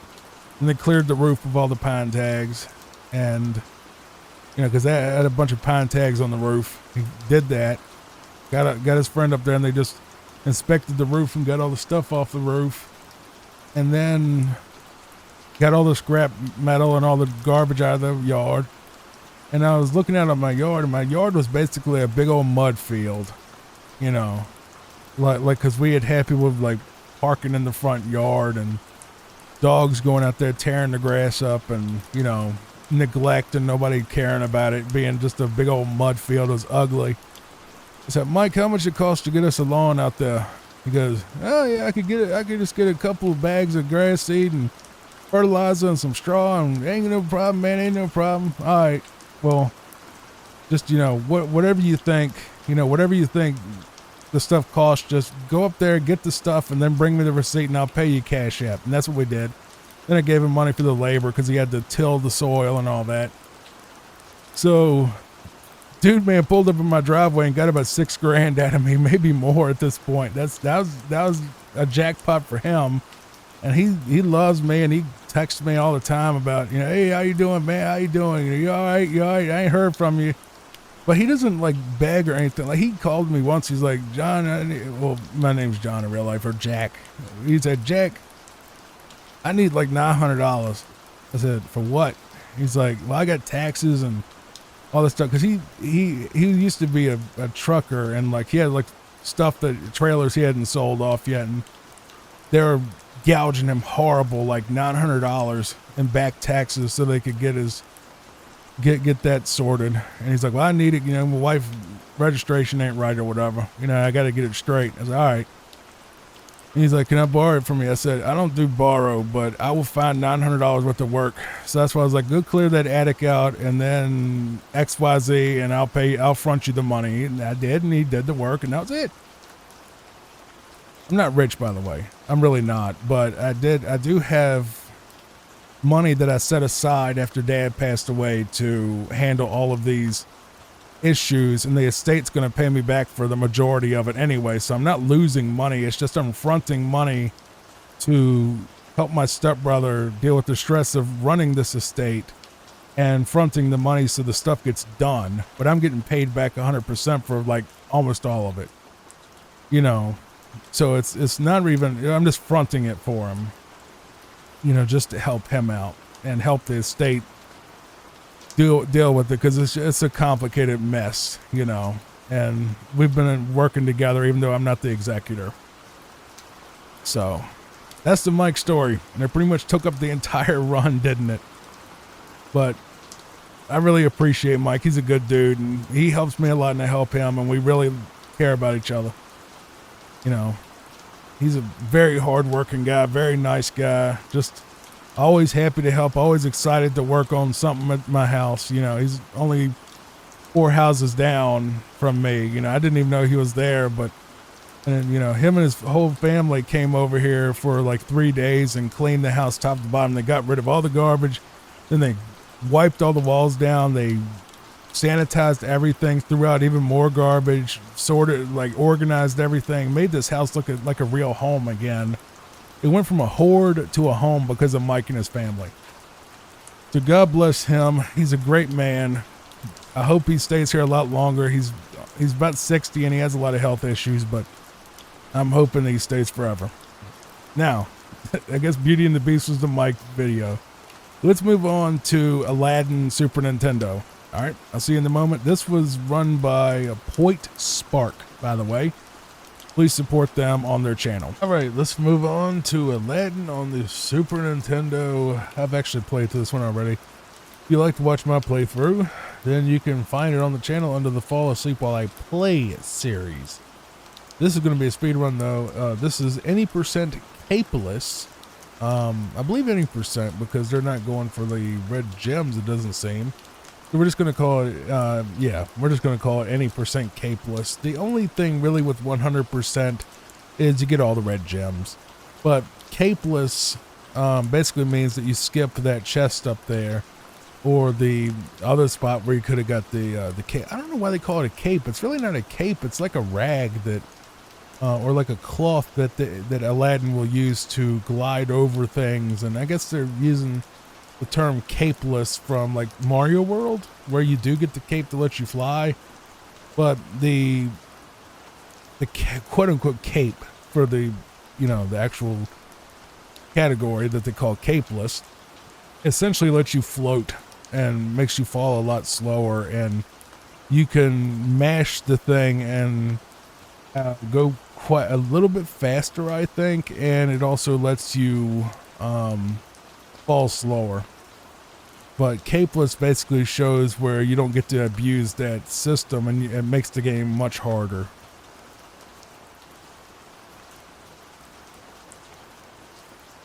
Because usually they'll just use the cape to clear this instead of using like the little clothesline or whatever, because it'll be faster. But Capeless does make the game quite a bit harder, to be honest. It's almost like a cheat code. You know, just like Mario World, which I've already done multiple videos about Mario speed runs that you can watch. They're quite long, and they, you know, I always try to get like the capeless run a lot of times, because I feel like the cape in Mario World and the parachute cloth, whatever you want to call it, the cape in this game, quote unquote, kind of breaks the game and makes it too easy. You know, like I don't like the cape in Mario World, at least for runs, because it's basically like every level is them flying over the level and you don't see anything. You just see the background for like most of the game, and I think that's boring to watch. I know it's the fastest way, and I respect the people that run Mario that can pull that off, but I did not know if you throw an apple at those stalactites that it would. So that's one of the capes right there, the little cloth. You can pick it up and not use it, by the way. You don't, if you pick it up, you don't have to use it, but you do use it with like the R button. But if you ignore it, then, you know, it won't do any different, basically. It's just an extra item. It doesn't activate when you run like in Mario World. So it's not like that where, you know, Mario World, you start running and you instantly fly, you know, if you jump.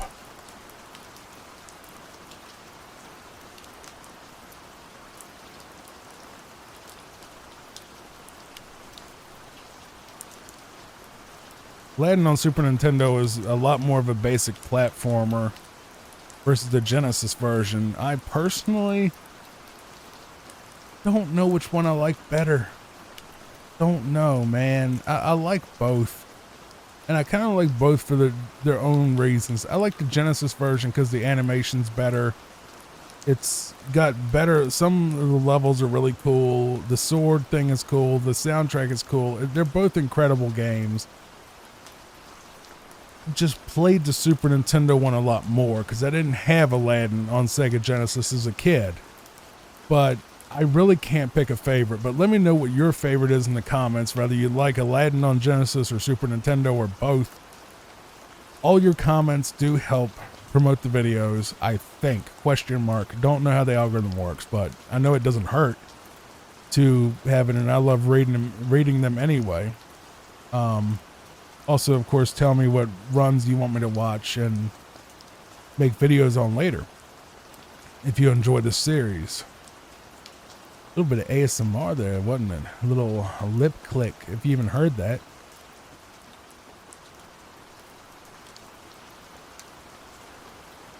I don't consider my channel ASMR though, even though it's a really high search term that some use. I am not a fan of ASMR at all. I honestly kind of hate it. I don't think there's anything wrong with, well, do I really want to go into that? Well, I said it, now you're going to be curious. ASMR to me really kind of boils down to two different things on YouTube. One is that really, really obnoxious, like where they whisper into the mic and scratch the mic and tap things and chew and just all these weird sort of noises and whispering in your ear, and it's supposed to make you feel like relaxed and tingly. It makes me feel like bugs are crawling on me. I hate it. It legit makes me feel like it makes me tingle, but in a bad way, where I legit feel like there's some type of like ants or something crawling on me, and it just makes me feel gross. It grosses me out, right?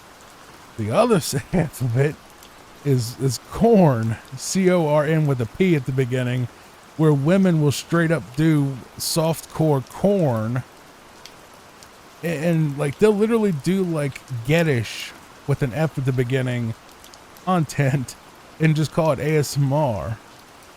Like they'll literally like do stuff that is meant for adult sites on YouTube to promote their only cans and call it ASMR. And I don't want to be tied into that because I'm not a corn channel. I'm not trying to make anybody excited in that way. I'm trying to make you sleep or relax. That's not what I'm here for. If I've had people say that they use my videos for that purpose, and that's fine.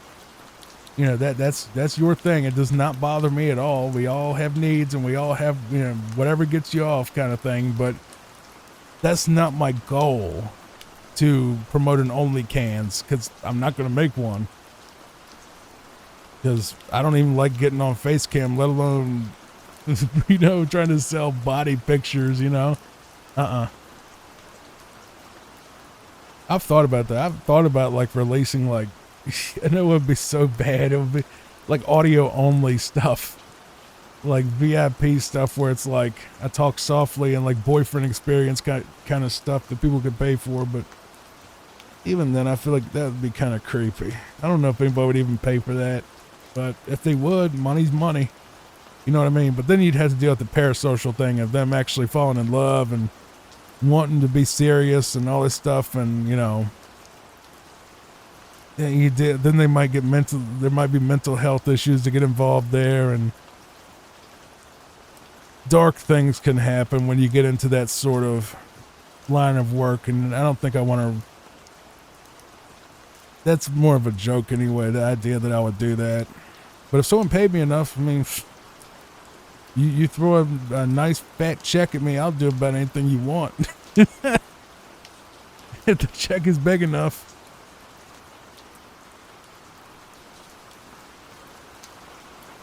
I did have one friend that's like, you know, someone paid him $5,000 for a picture of something, you know, they're down below, let's just say. I don't know if they did it or not, but I was like, if you didn't do it, I'll do it. $5,000 for that. Just to send him a picture of that. Yeah. You better give me that money up front. Like legit. You know what I mean? That's $5,000, man. I ain't ashamed, but like legit, it's just, but yeah, it's weird. It's like these ASMR channels are like just putting out like I'll just call it inappropriate material, you know, 18 plus material that is meant for that exact purpose. Cause it's not just whispering and stuff. Like they'll have it like where they'll straight up like put their microphone in their mouth and, you know, stuff like that. It's just weird sort of like little sloppy noises, and I'm getting grossed out thinking about it. Oh God, so freaking gross. It reminds me of that video of like that woman that H3 reacted to where it's like, I had a grapefruit, you man. And she did that slobber noise, and it was the most disgusting thing you've ever heard. Good God, lady. If I heard that, I would just be like, get away from me, get nasty. I'd be scared I'm going to get something. Oh, Lord, it's raining again. It's been raining on and off like crazy today. Like, it'll rain for like 30 minutes to an hour, then it'll like stop, then it'll come right back. All right, so here's the pyramid level. This wasn't in the movie, but it's a cool level regardless. I guess they had to add it in for time, even though they could have done a dungeon level. Maybe this is considered the dungeon. I don't know, but sure. But yeah, I don't want to be roped in any type of adult content unless I get a really fat paycheck for it, because I like to try to keep my videos family friendly, monetizable, and I don't, you know, I don't want to hurt anybody, you know? I feel like a lot of those websites, they exploit lonely people in a way that I find incredibly disgusting, where they fake feelings for somebody. You know, they act like they like you and want to be with you, and, you know, they give you that hope and that sort of, I can fix them, I can make them love me for real kind of thing. And then, you know, they eventually realize they can't, and then bad things happen, you know, to both sides. And, you know, it's just, it gets messy. There's a lot of money in it, but it's also, it's drug dealing for the lonely is what it really is. If you think about it, it's the same thing as drug dealing, but instead of selling substances, you're selling an emotional thing that can cause massive consequences, even legal consequences for both sides, you know. I mean, I have people come at me all the time that, you know, are really attracted to me or have caught feelings without me knowing that they were even there, you know, parasocial issues. And they'll show up and they're just like, you know, oh, I like you and I love your videos, and yeah, that's cool, man, thank you, I appreciate you. And they're like, well, I also, you know, I use your videos for certain purposes that I can't talk about on YouTube. I'm like, that's all right, that's kind of hot, you know, sure. You know, usually it's a hot girl, thank God. That's kind of hot, you know. Thank you, nice to hear. But anyway, it's like they'll get in this mode where they feel like I owe them my body because they watch my videos, therefore they support me, therefore I need to give them my body or my time or my romance or my affection or my private VIP access. And I'm just like, no. You know, I'm a YouTuber. I'm not trying to look for a girlfriend. I'm not trying to hook up with anybody. You know, I've done it in the past, but almost every time I did it, it turned out bad, except for Nico. She was an angel. Crazy enough, I actually was, I think I was in Dollar General. Yeah, Dollar General.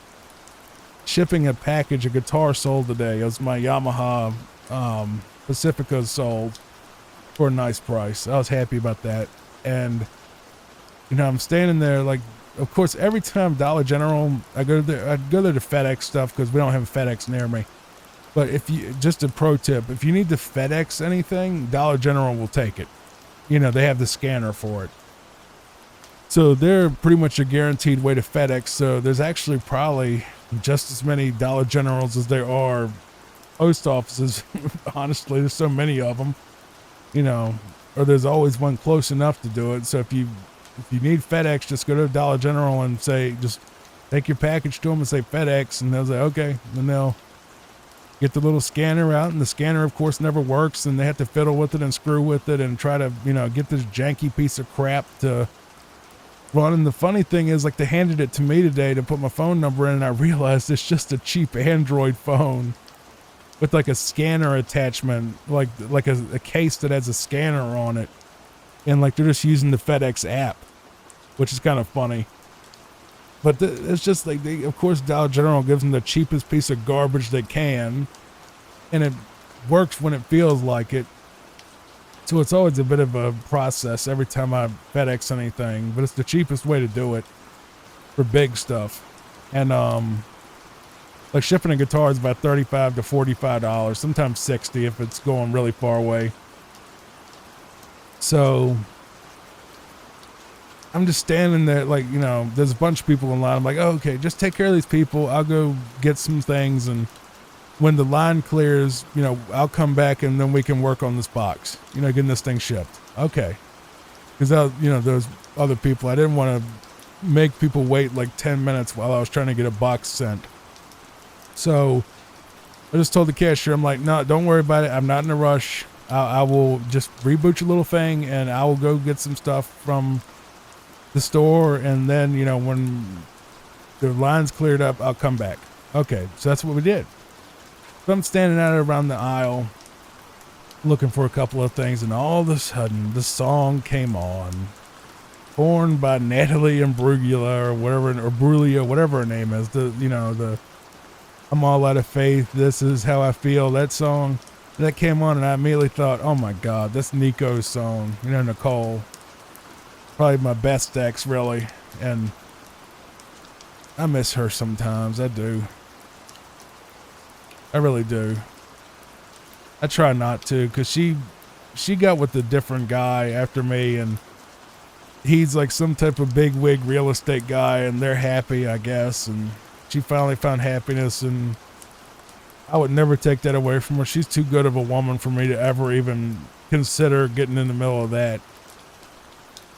Just even if she tried to come back, I'd be like, no, you have a good thing going. I'm not going to try to stop that. And she never would anyway, but she wasn't a hoe or anything. So even if she did, I was like, no, you need to stay with him or get with somebody else. You know, just, I'm not gonna ruin that for you. I'm just, yeah, temptation, not gonna work. I love her to death and all that. She's a great woman, but I'm not gonna screw up that over, you know, a fling caused by boredom or alcohol. You know what I mean? Anyway, let's move on. World of Illusion co-op, 2 players next. That is a Mickey Mouse game. Let's move on to it right now. All right, we're now moving into World of Illusion, starring Mickey Mouse and Donald Duck for the Sega Genesis, I believe. I think it's Sega Genesis. It might be Super Nintendo. I think both got it.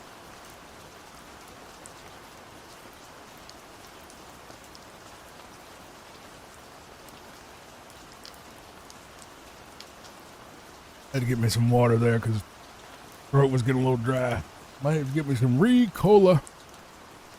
By the way, this is a speed run between 2 people playing at the same time. And yeah. So it's going to be very interesting, very pretty game. About 20 minutes. And yeah. Let's enjoy this together. Please, once again, like and subscribe to my channel. And always go to the description on any of my videos where I do the watch series or anything reaction related. Go in the description, click on the links, and support the original runners. You know, they're the ones that put in the work, not me. When it comes to the actual speed runs themselves, I don't speed run anything. I'm just here to help you relax and sleep. And hopefully I'm doing my job, but they're doing their job by giving us footage to work with.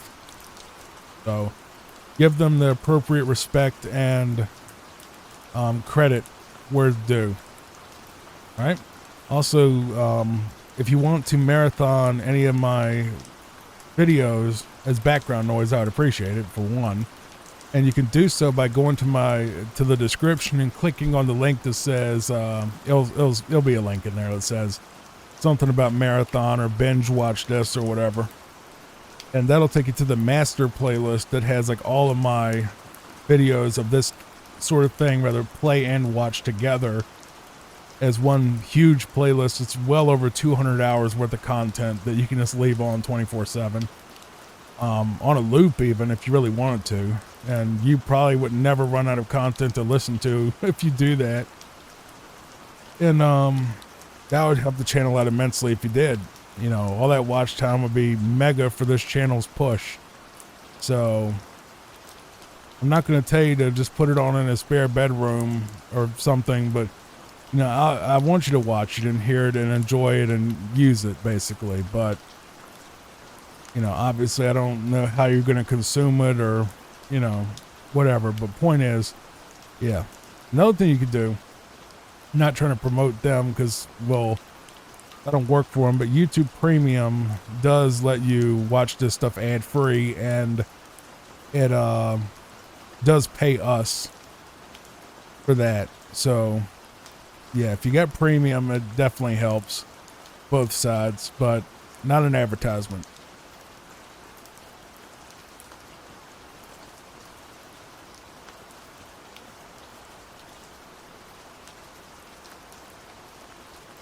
I actually don't have any sponsors at this point, but if I did, it's going to be, I don't know, maybe GOG, because I love GOG. It's one of my favorite companies, which is Good Old Games. They would give us, I think, like 6% commission on any sales, and I haven't signed up for it yet because I don't have anywhere near the viewership to even benefit really, or have them accept me into it. But if this channel does well, I will eventually probably partner with them, because I literally buy all my games off GOG now. I don't buy nothing on Steam at all.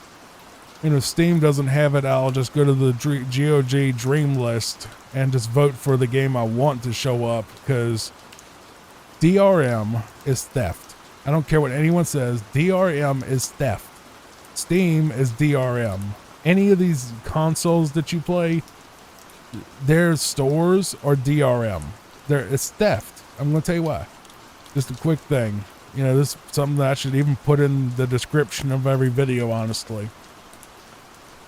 DRM is basically a way for companies to make it where they verify that you purchased their product, so you don't pirate it or steal it, as they would say. The problem with DRM is it's very intrusive, and it'll make it where your product can become rather completely worthless, where you can't use it at all because they shut down the servers or the service, or the company goes under, and now the $60 product that you bought is now a paperweight that you can't use because of the DRM on it. The keys that lock it, to make sure that you didn't steal it. So, and also the fact that companies like Sony and Ubisoft have both come out saying stuff like, when you buy something on their stores, on PlayStation Network or whatever they call it now, and from a Ubisoft game, like all the Ubisoft stuff, when you buy it, you don't own it, and they'll take it away from you, and they do a lot. And a lot of companies will basically sell you the game for $60 to $80 and then decide, well, we don't want to support this game anymore, so now you can't play it. And that's why I said DRM is theft. Because when I used to buy games like this, like if I went and bought this game for Sega Genesis, right, I could probably get this for $10 on eBay for the cartridge only, right? Maybe even in box, $50 probably. It's not a super rare game. The Disney stuff wasn't. So I could go buy the cartridge, and I can play this cartridge for the rest of my life, as long as it works. And if it physically doesn't work, I can go to get another one for $10, and it's mine until that one breaks, if ever. Probably wouldn't. It's mine. Disney can't come in my house and take my Mickey Mouse cartridge. And that's why I don't promote or work with companies that do that kind of stuff, like Steam and Epic Games and Sony and even Microsoft, all of them. I don't trust them, and I don't buy into their services. I'm not saying any of them are awful, but it's just the fact that the DRM still exists in 2026 is just, or that it ever existed, is insulting. Because Sony just came out saying, oh, well, there's some movie studio that we don't like anymore because they cut us off or something. So all the movies that you bought from them, you can't watch them anymore. So you went on the PlayStation Network and you bought, I don't know what movie studio, let's just say Disney, because that's the video we're watching. Disney made Sony upset. All of a sudden it's like you bought The Lion King, like the original movie. on PlayStation Network for like $20, right? For your digital copy of The Lion King. And all of a sudden you log into your PlayStation and your kid wants to watch Aladdin, and now he can't watch Aladdin or Lion King. Why? Because Sony took it away. And you didn't get a refund. They stole your movie from you. That's why DRM is theft. Because they can steal your ability to use a product that you bought. And it's getting into everything. You know, eventually cars are going to be like that too. Oh, you didn't pay your subscription fee? Well, now your truck won't start until you pay the fee. Oh, the servers are down. Truck won't start. I guess you got to call the ambulance. You know? That's what I heard Ford did, which is sickening, because my truck is an F-150, but it's an offline F-150. It doesn't have any internet access to anything. You know, it's completely offline. And I refuse to buy anything that's not completely offline for a car or a microwave or a freezer. Speaking of online, I'll tell you something stupid. Here's a story for you. My water heater broke last year, maybe a year before. It was a while back. Water heater stops working. Can't getting like barely any hot water. Call my carpenter. This is before I met Mike. And Mike would have helped too. Either one, you know, really didn't matter. I called my carpenter. Hey, the water heater screwed up. And he's like, how old is it? I said, about 15, 20 years old. Well, you need to change it out probably. Yeah, true. You know, and I looked it up. He was right. It was way past its expiration date anyway. I'm like, go get me a water heater from Home Depot. Cause like when he came up from his house, like he would pass a Home Depot. I was like, just go to Home Depot and get me a water heater. You know, I'll just get me a good one. You know, I looked it up and I pointed out which one I wanted. It was like $600. All right. We get the water heater here. And this is the dumbest thing. I swear to God, I hate this Wi-Fi appliance crap. So it was a name brand water heater. And it was the nicest one that they sold that would fit in that closet where that water heater is. It was a drop-in replacement. And it was from Ream or whoever the big one is, right? You know, the popular one. We get it installed fine. But there's no hot water. You know, after he leaves. I'm like, okay, maybe it just needs a day or two, you know, like a day to heat up because it's trying to heat up like 50 gallons of water or whatever. You know, whatever size it was. Figured it's a bunch of water. It's going to take forever to get hot for the first time. Next day comes. No hot water. Okay, I'll wait another 12 hours. Go try to take a shower. No hot water. Had to take a cold shower. It's like, okay, I just got a water heater in here and this thing ain't working. So I look it up and they're like, oh, well, you need to get the app and like log into the app for your water heater. And I'm like, a what? An app for my water heater. Okay, fine. Everything's stupid and Wi-Fi now. So I go in there and guess what? The app installs, but the app can't scan it for some reason. And I'm just sitting there and I screwed around with it for like 30 minutes and I could not get this app to connect to their server and I couldn't get it to register my water heater in their app. And I just realized that I could not have hot water unless I used an app on my phone for a water heater. Its only job is to take cold water and make it hot, and that's it. It does not need Wi-Fi. So I ended up calling my carpenter. I'm like, just I was so frustrated. I was like, Will, this thing ain't working. He goes, what's wrong with it? I said, it ain't getting no hot. And it's like, all right, well, all right, I'll take a look at it. You know, so turns out I was like, you know what, Will, take this piece of crap back to Home Depot, get me a refund for this piece of garbage, and get me the dumbest water heater you got. Just to give me the same brand with zero features, no Wi-Fi, no app, nothing. Give me the dumbest water heater they got that all it does is heat up water and nothing else. Because I figured I didn't want to get a cheap water heater because I figured that it wouldn't last very long, you know? So I went with the more expensive model hoping it would last longer. So I had to replace that, and I had to pay him again to install the new one because he, you know, had to come an hour up here anyway to do it. So that cost me more money to, you know, have the second one installed, and the second one's worked ever since. Imagine that. And then I hear stuff about like having an Amazon speaker name, you know, Alexa enabled microwave. I'm like, why would I want to put my microwave on the Wi-Fi? What a microwave needs to do one thing, and that is heat up food and be able to hear the numbers that will know the numbers that you pressed on the frickin' thing. They already got too many features as is with all these different presets that don't work. Just give me the dumbest microwave you got where all I gotta do is put the food in there and then hit the numbers on the keypad and then hit go and it goes. That's all it's supposed to do. But they want to do stuff now where you gotta connect a microwave or your dishwasher or your freaking fridge and all this other stuff to Wi-Fi. I'm like, why do you want a Wi-Fi fridge? Why do I need to let big tech know what's in my refrigerator and have a camera on my fridge to spy on me and what I have in my fridge? It's supposed to do one thing, keep my food cold so it doesn't rot. That's it.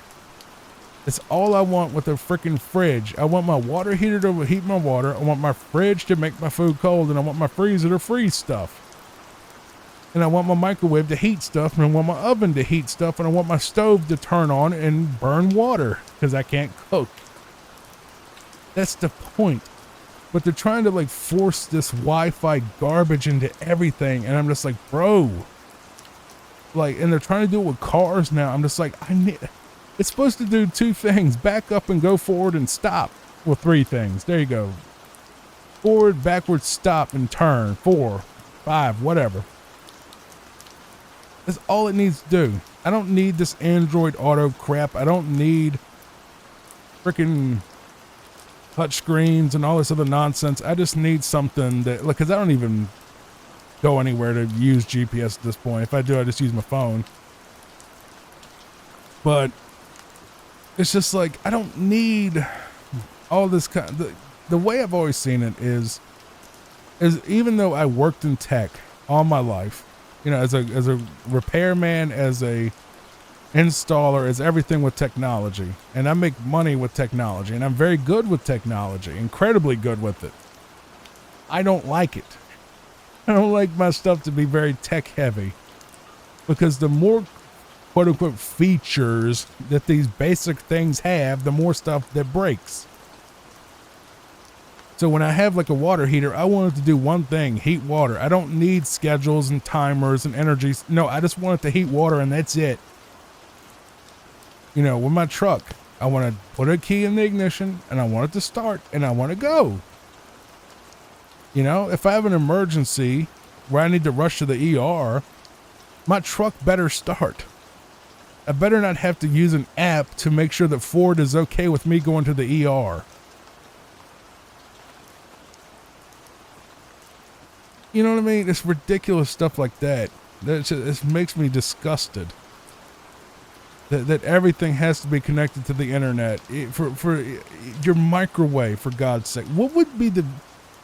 What? Do you literally... It takes longer for you to put stuff in the microwave, then talk to your Echo device and tell it how long you want the microwave to do it, because it has to take like a few seconds for it to start, you know, listening.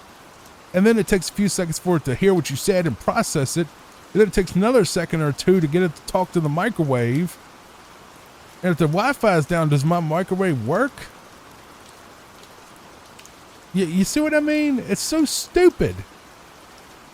It's like the smart features make your devices not work. I mean, smartphones, I get it. They're very useful. They don't need to be part of anything else, though. Like my air conditioner even has an app. Like, what would I need an app for my air conditioner? All it needs to do is blow cold air. Oh, scheduling and stuff, and it'll save you money. Scheduling, I'm right here. If I don't need it on, I will turn it off. That's all it needs to do is on-off switch.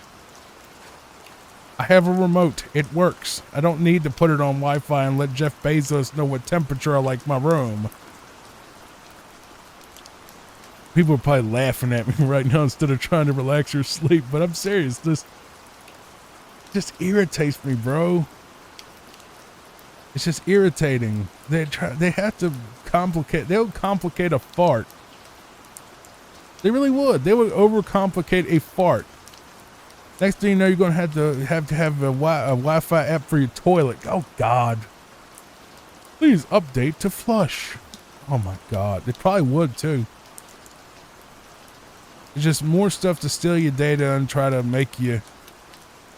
just sell you more garbage. What is it next? Apple's going to make a freaking toilet the eye crapper? I mean, what are they going to do? Did I pause it? No? Okay. They're going to make you buy the eye crapper.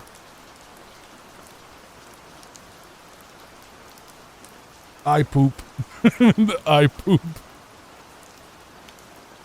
That's what they should call the iPhone. The eye poop. The eye poop. That's pretty good, actually. The eye crapper.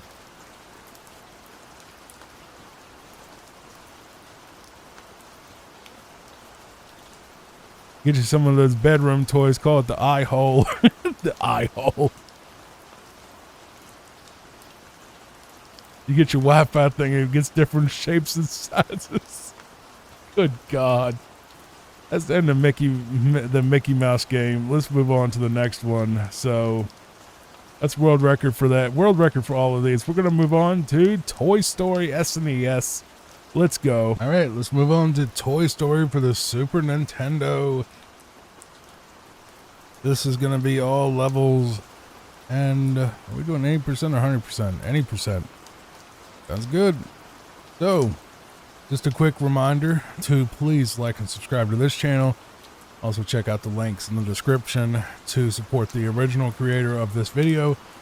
And last but not least, go ahead and check out the link in my description as well to get access to the full playlist in case you want to listen to this series of background noise after this video, because if you click on it, it'll go to a different video playlist, but it's there if you want to binge watch this. There's going to be another 19-minute or so run, and let's just get into it.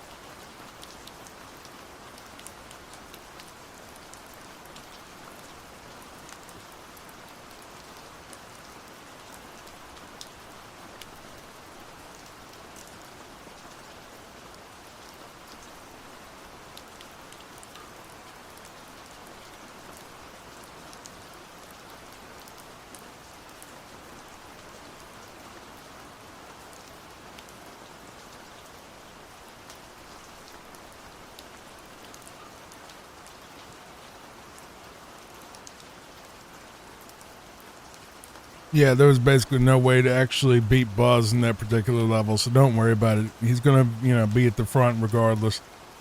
Here's the first boss fight, Nightmare Buzz. Basically, you have to knock out the little orbs that circle around him and then smack him, basically. Not very difficult. The one where you go under the truck is much, much harder.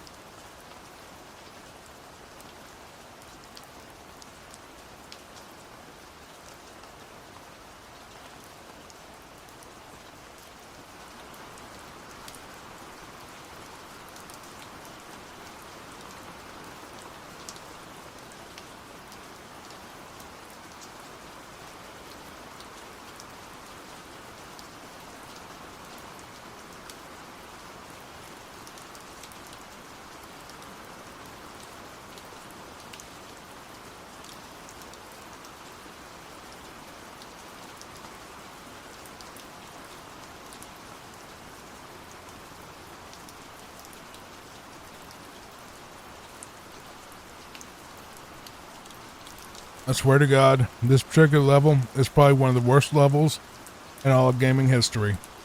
That car controls so bad that it makes it next to impossible to do this unless you have the patience of a saint or you're a speedrunner. I swear to God, this one level, if you smack the wall, you spin out of control, and the controls are super slippery and super annoying, and you slide all over the place like you can see, so you're obviously going to smack into a wall. So you're rather going to run out of juice, you know, because this thing apparently has the worst batteries of all time, or you're going to pinball and lose anyway and be stuck in this level like I was as a kid. I hate it.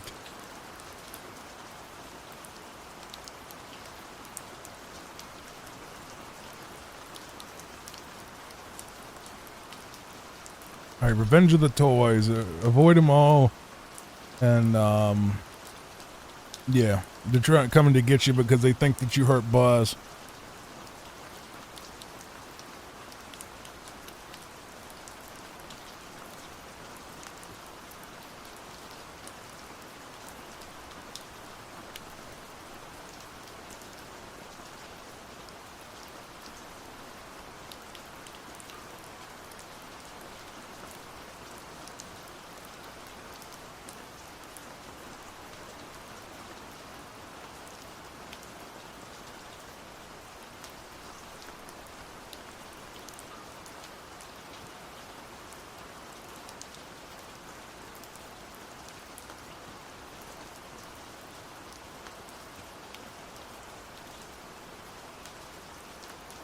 So this is an auto scroller. Basically, you're running away from toys as using Rex as your horse, basically.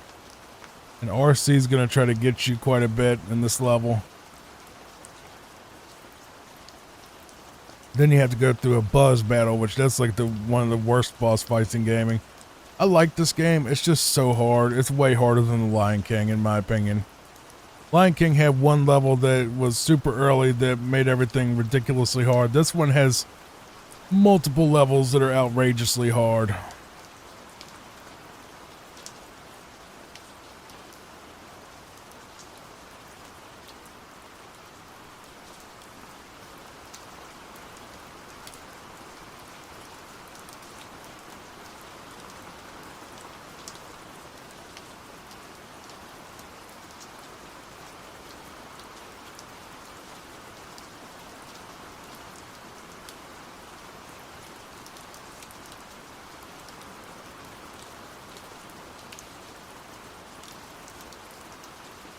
Yeah, getting the tire on him is really hard. I guess it's not if you're a speedrunner and you know some trick, but as a casual, every time I would hit the tire, it would always just phase right through him or wouldn't work. So I'm happy that he's that good at it. All right, food and drink.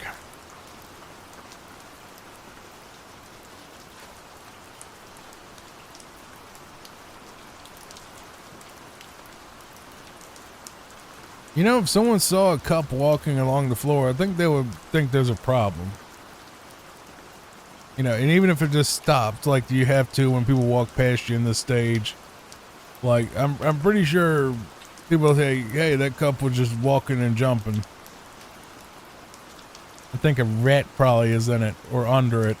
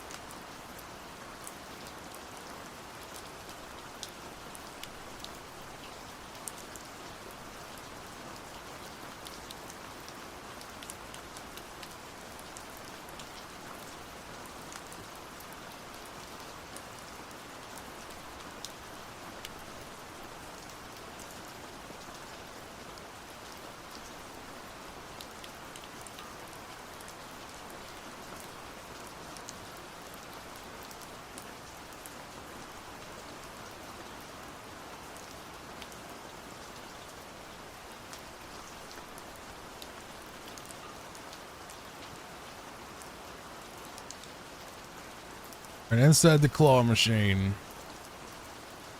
I never got this far, so I don't know how hard it is, but I assume the coins hurt you. I also assume most machines don't have this much going on inside of them. Gotta give them credit for being creative. I think one of the next ones I'm gonna do is X-Men speedruns, honestly, or Spider-Man. I think that'll be kind of neat. Or Mega Man. Hey, look, it's the Sonic 2 blocks.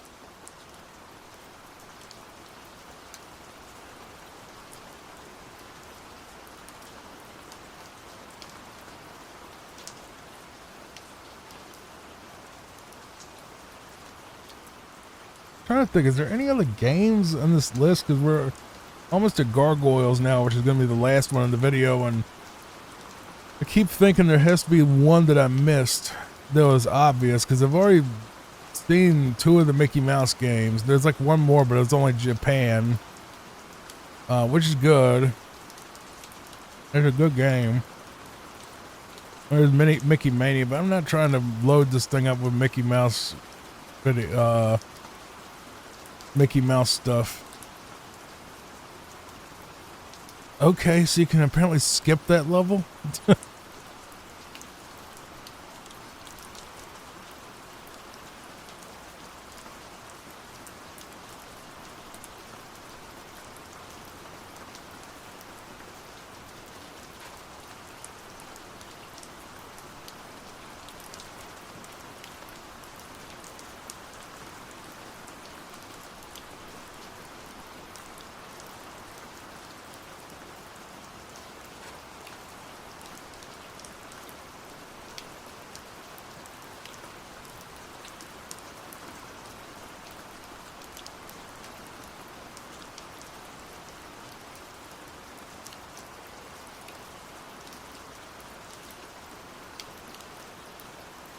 I just have to see the runtime at the end, and if it's long enough at Gargoyles, I'll just quit there, and if not, you know, we'll see what happens.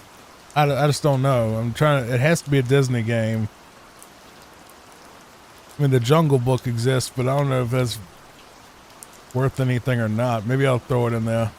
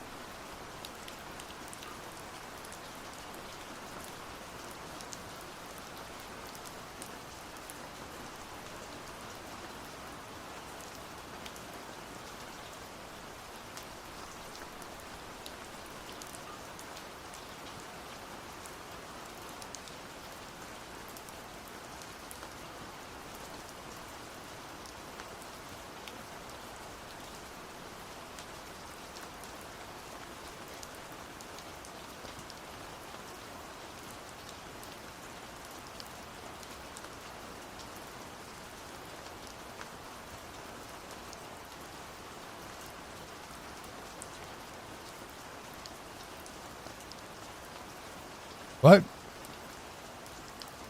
Did he? I guess he just took a death there. Okay, I was like, what? Did he just glitch out of the level or something? I mean, that was weird.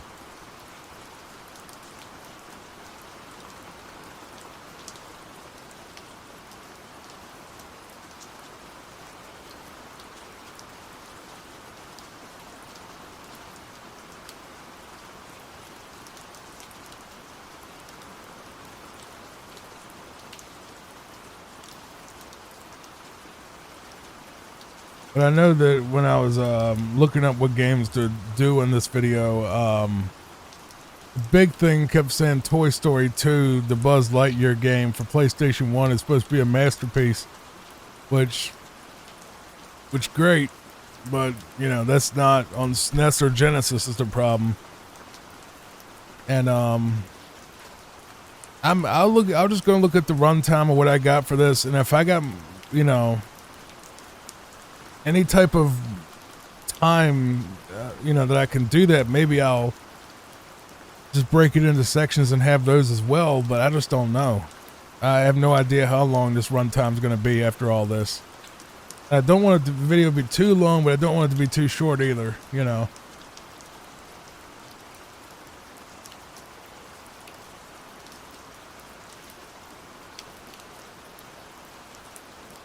Because then when you get to the new platforms, you have another huge list of games in the Disney franchises, good and bad.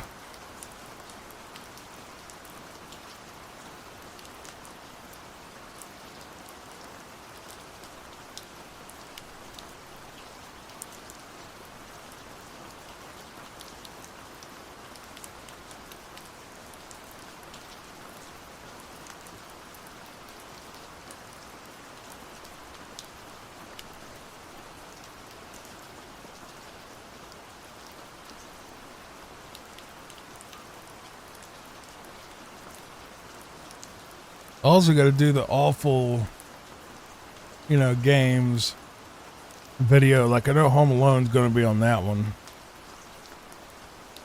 That's something to look forward to. The Home Alone 2 and, you know, other bad game speed runs. Like I'm just going to find like a list of some of the crappiest games I could think of from this era and just, you know, throw them in there.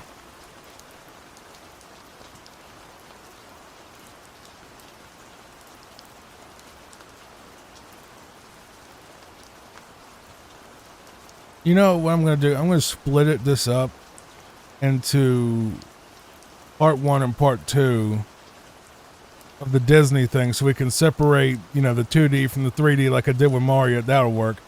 And then splice them into one mega cut is something else, you know.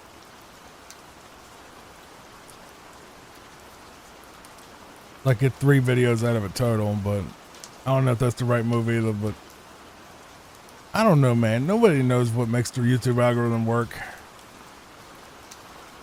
But I just know that all the other sleep channels are almost always 3 or 4 hours tops, and that just, you know, that's what works for them, I guess. I don't know. I don't know if it'll work for me or not.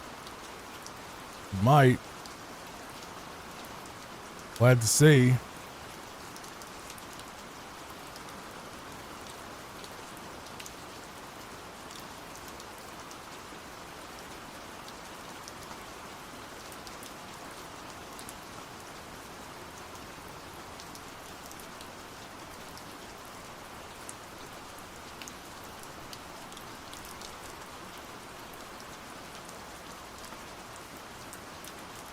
Not flying, it's falling with style.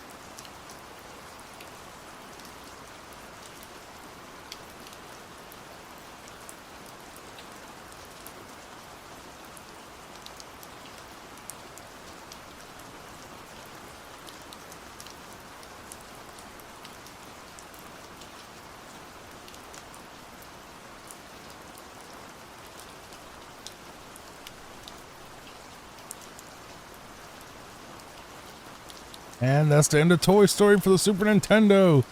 Now we're moving on to Gargoyles, Sega Genesis. Well, they're ending? No? Okay. I guess not. Let's move on. Save the best for last. We're moving on to the final game in this video, which is Gargoyles for the Sega Genesis. This game does have a remake on Steam. Highly recommended because you can play the game looking like this, or you can do it with the remade graphics and sound. It's very cool. Craziest thing is you can actually play it with the new graphics and sound, or the old one at the click of a button. Mid gameplay, you can literally be right here in this game, play as you see right here, and just tap one button on your controller and go to the new graphics and music, or you can just switch right back if you prefer the graphics and sound at any time. Really, same game. So both control really well. I've heard people say that it's not the greatest game. It's difficult. It's another one of those, you know, Disney games that are kind of hard. But I actually like it. I think it's pretty fun. You can probably pick it up for pretty cheap, around 10, 15 bucks at most, maybe slightly more, but I don't think it's ever been that much more expensive. It was kind of a random thing that just kind of showed up, the remake of this did, but I like both. The remake is a lot more faithful to the cartoon, but I like the Genesis version of the graphics more because they look more dark and more gothic and gritty and, you know, more, you know, miserable basically. The remake graphics are just a little bit too clean looking, but they're pretty, but they're too pretty because this game's supposed to look kind of gritty and rough, you know, because of the show being pretty gritty and rough, you know, about gargoyles on like a castle or a church that come to life at night and do stuff. I think they were crime fighters, I can't remember, but yeah.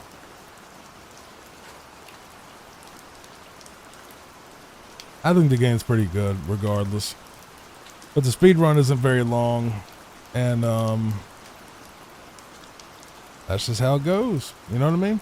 If I did miss a game though, please let me know, and make sure to also, once again, go to the description, click on the link to binge watch this series. Your watch time is how, you know, you basically show the algorithm my videos are worth watching. You know, the longer you watch, the longer, well, the better we do, basically, according to, you know, Google, but who knows. I would really appreciate that, especially if you went to the playlist, but also make sure you support the original runners, who are all linked in the description with the original video links. Make sure to go to the links, like them, comment on them, you know, tell them thank you at least for, you know, putting out this footage for us, basically. Just trying to make sure that we stay respectful on this because obviously they do all the hard work and I just sit here and talk over it. I don't claim to be an expert on any of these games, but I'm just here to give you the vibe, to help you relax and sleep, hopefully.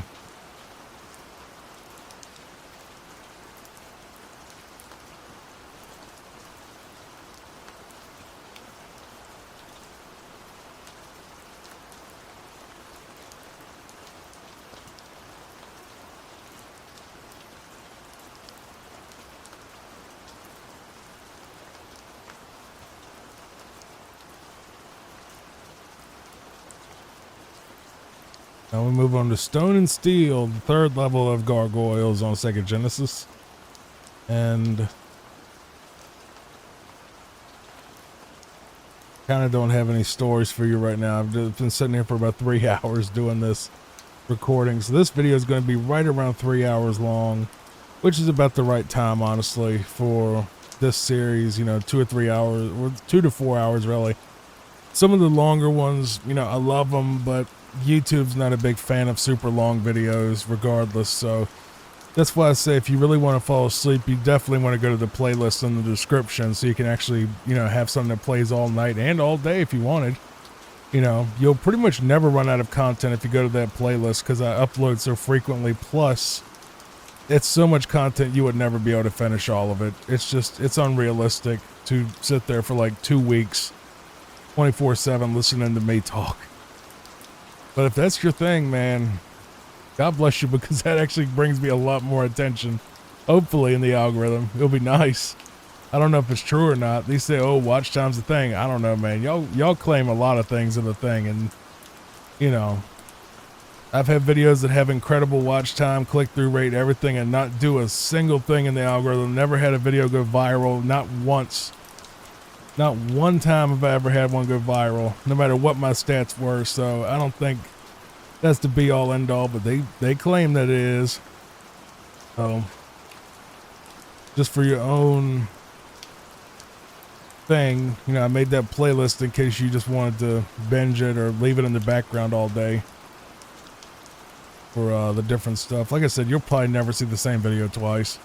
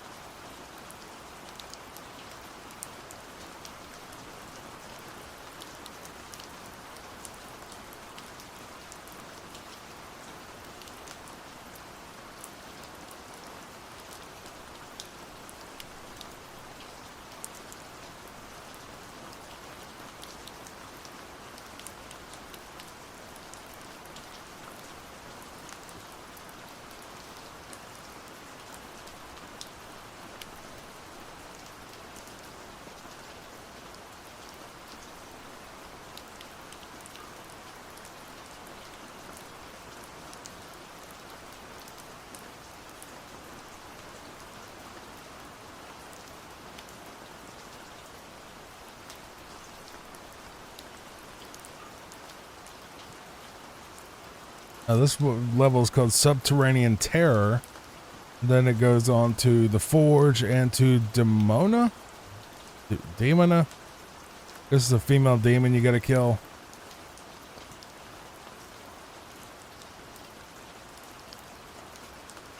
I really did this video like all in a row, by the way. I didn't take any breaks at all today. I just was like, screw it, just grind it out, brother. Get through this whole thing and get this baby posted, and hopefully it'll, you know, be live by tomorrow, because it does take forever for it to process. It doesn't take that long to render. It just takes forever for YouTube to process stuff up to 2K, because I would put stuff in 4K. I got the hardware to edit and, you know, render in 4K. But YouTube just has awful issues with 4K where, like, especially for longer stuff, like, it just takes like 24 hours to process. And a lot of times I've had videos that'll straight up, like, just go into this mode saying the video's taking longer to process than expected, and it just never does. And they finally give up and the video just doesn't post with 4K. So I just was like, okay, we can do 2K. It still gives us the good, you know, the better image quality. Then, you know, it doesn't get all fuzzy and pixelated. You know, that's kind of the trick that most gaming channels do now, is just 2K, especially if they do long stuff, because YouTube just has problems with 4K, and God forbid when we have to edit in 8K. Good God. That's going to take a while. It's not even the editing that takes forever, it's the rendering that takes forever. When you do all the edits and then you have to hit save, and the computer has to take all your edits and all your video and splice it together into one video, you know, with all your edits and effects and everything else you do to your video. It has to take all of it and piece it together into one big file, and it takes forever if your hardware isn't good. I was never an NVIDIA guy until I started doing this show again. I was always an AMD guy, and I still stand by AMD being better for pure gaming, you know, price to performance. But for editing, yeah, NVIDIA, you have to. Because the thing is, like, even the cheaper NVIDIA cards, they're like way cheaper than what I got, because I got the 5070 Ti right now, which is a really expensive card as is. But even like the cheaper ones in the 50 series, like the 5060 and stuff like that, they still outperform AMD because of the NVIDIA encoder thingy, the NVEC or whatever they call it. Whatever it is, I had the top of the line. I'll put it this way. It's almost like a direct comparison. At the top of the line AMD, which was 7900 XT, but the XTX was slightly faster. But I had like the second from top of the line. All right. A 5-hour video would take 9 hours to render on AMD. I got this 5070 Ti, hearing that it was so much better, and I was like, you know what, screw it. I'll sell this AMD and I'll go get an NVIDIA and see what happens. So I got the 5070 Ti, and I go to edit to render the same video, 1 hour, 30 minutes. It went from 9 hours with AMD to 1 hour and 30 minutes with NVIDIA. I'm never buying another AMD card. Ever. So if you're a gamer and that's all you do is gaming, you don't edit videos, you don't edit long videos. If you edit short videos, AMD's fine. But if you edit like high bit rate, high resolution stuff in 4K that's like 8 hours, you need NVIDIA. You cannot get by with AMD. Unless you want to just render and let it run all night. But you will not get any decent speed out of a AMD card when it comes to video editing, period. It's just not a thing. They're good cards, but they're just not good for what I need it for. So I still like AMD, but I'm never going to buy one again.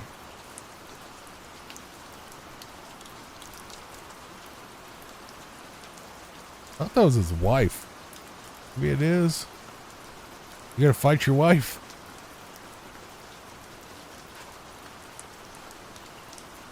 And there it is. That is the end of the speed run, and that is the end of this video. Thank you so much for watching.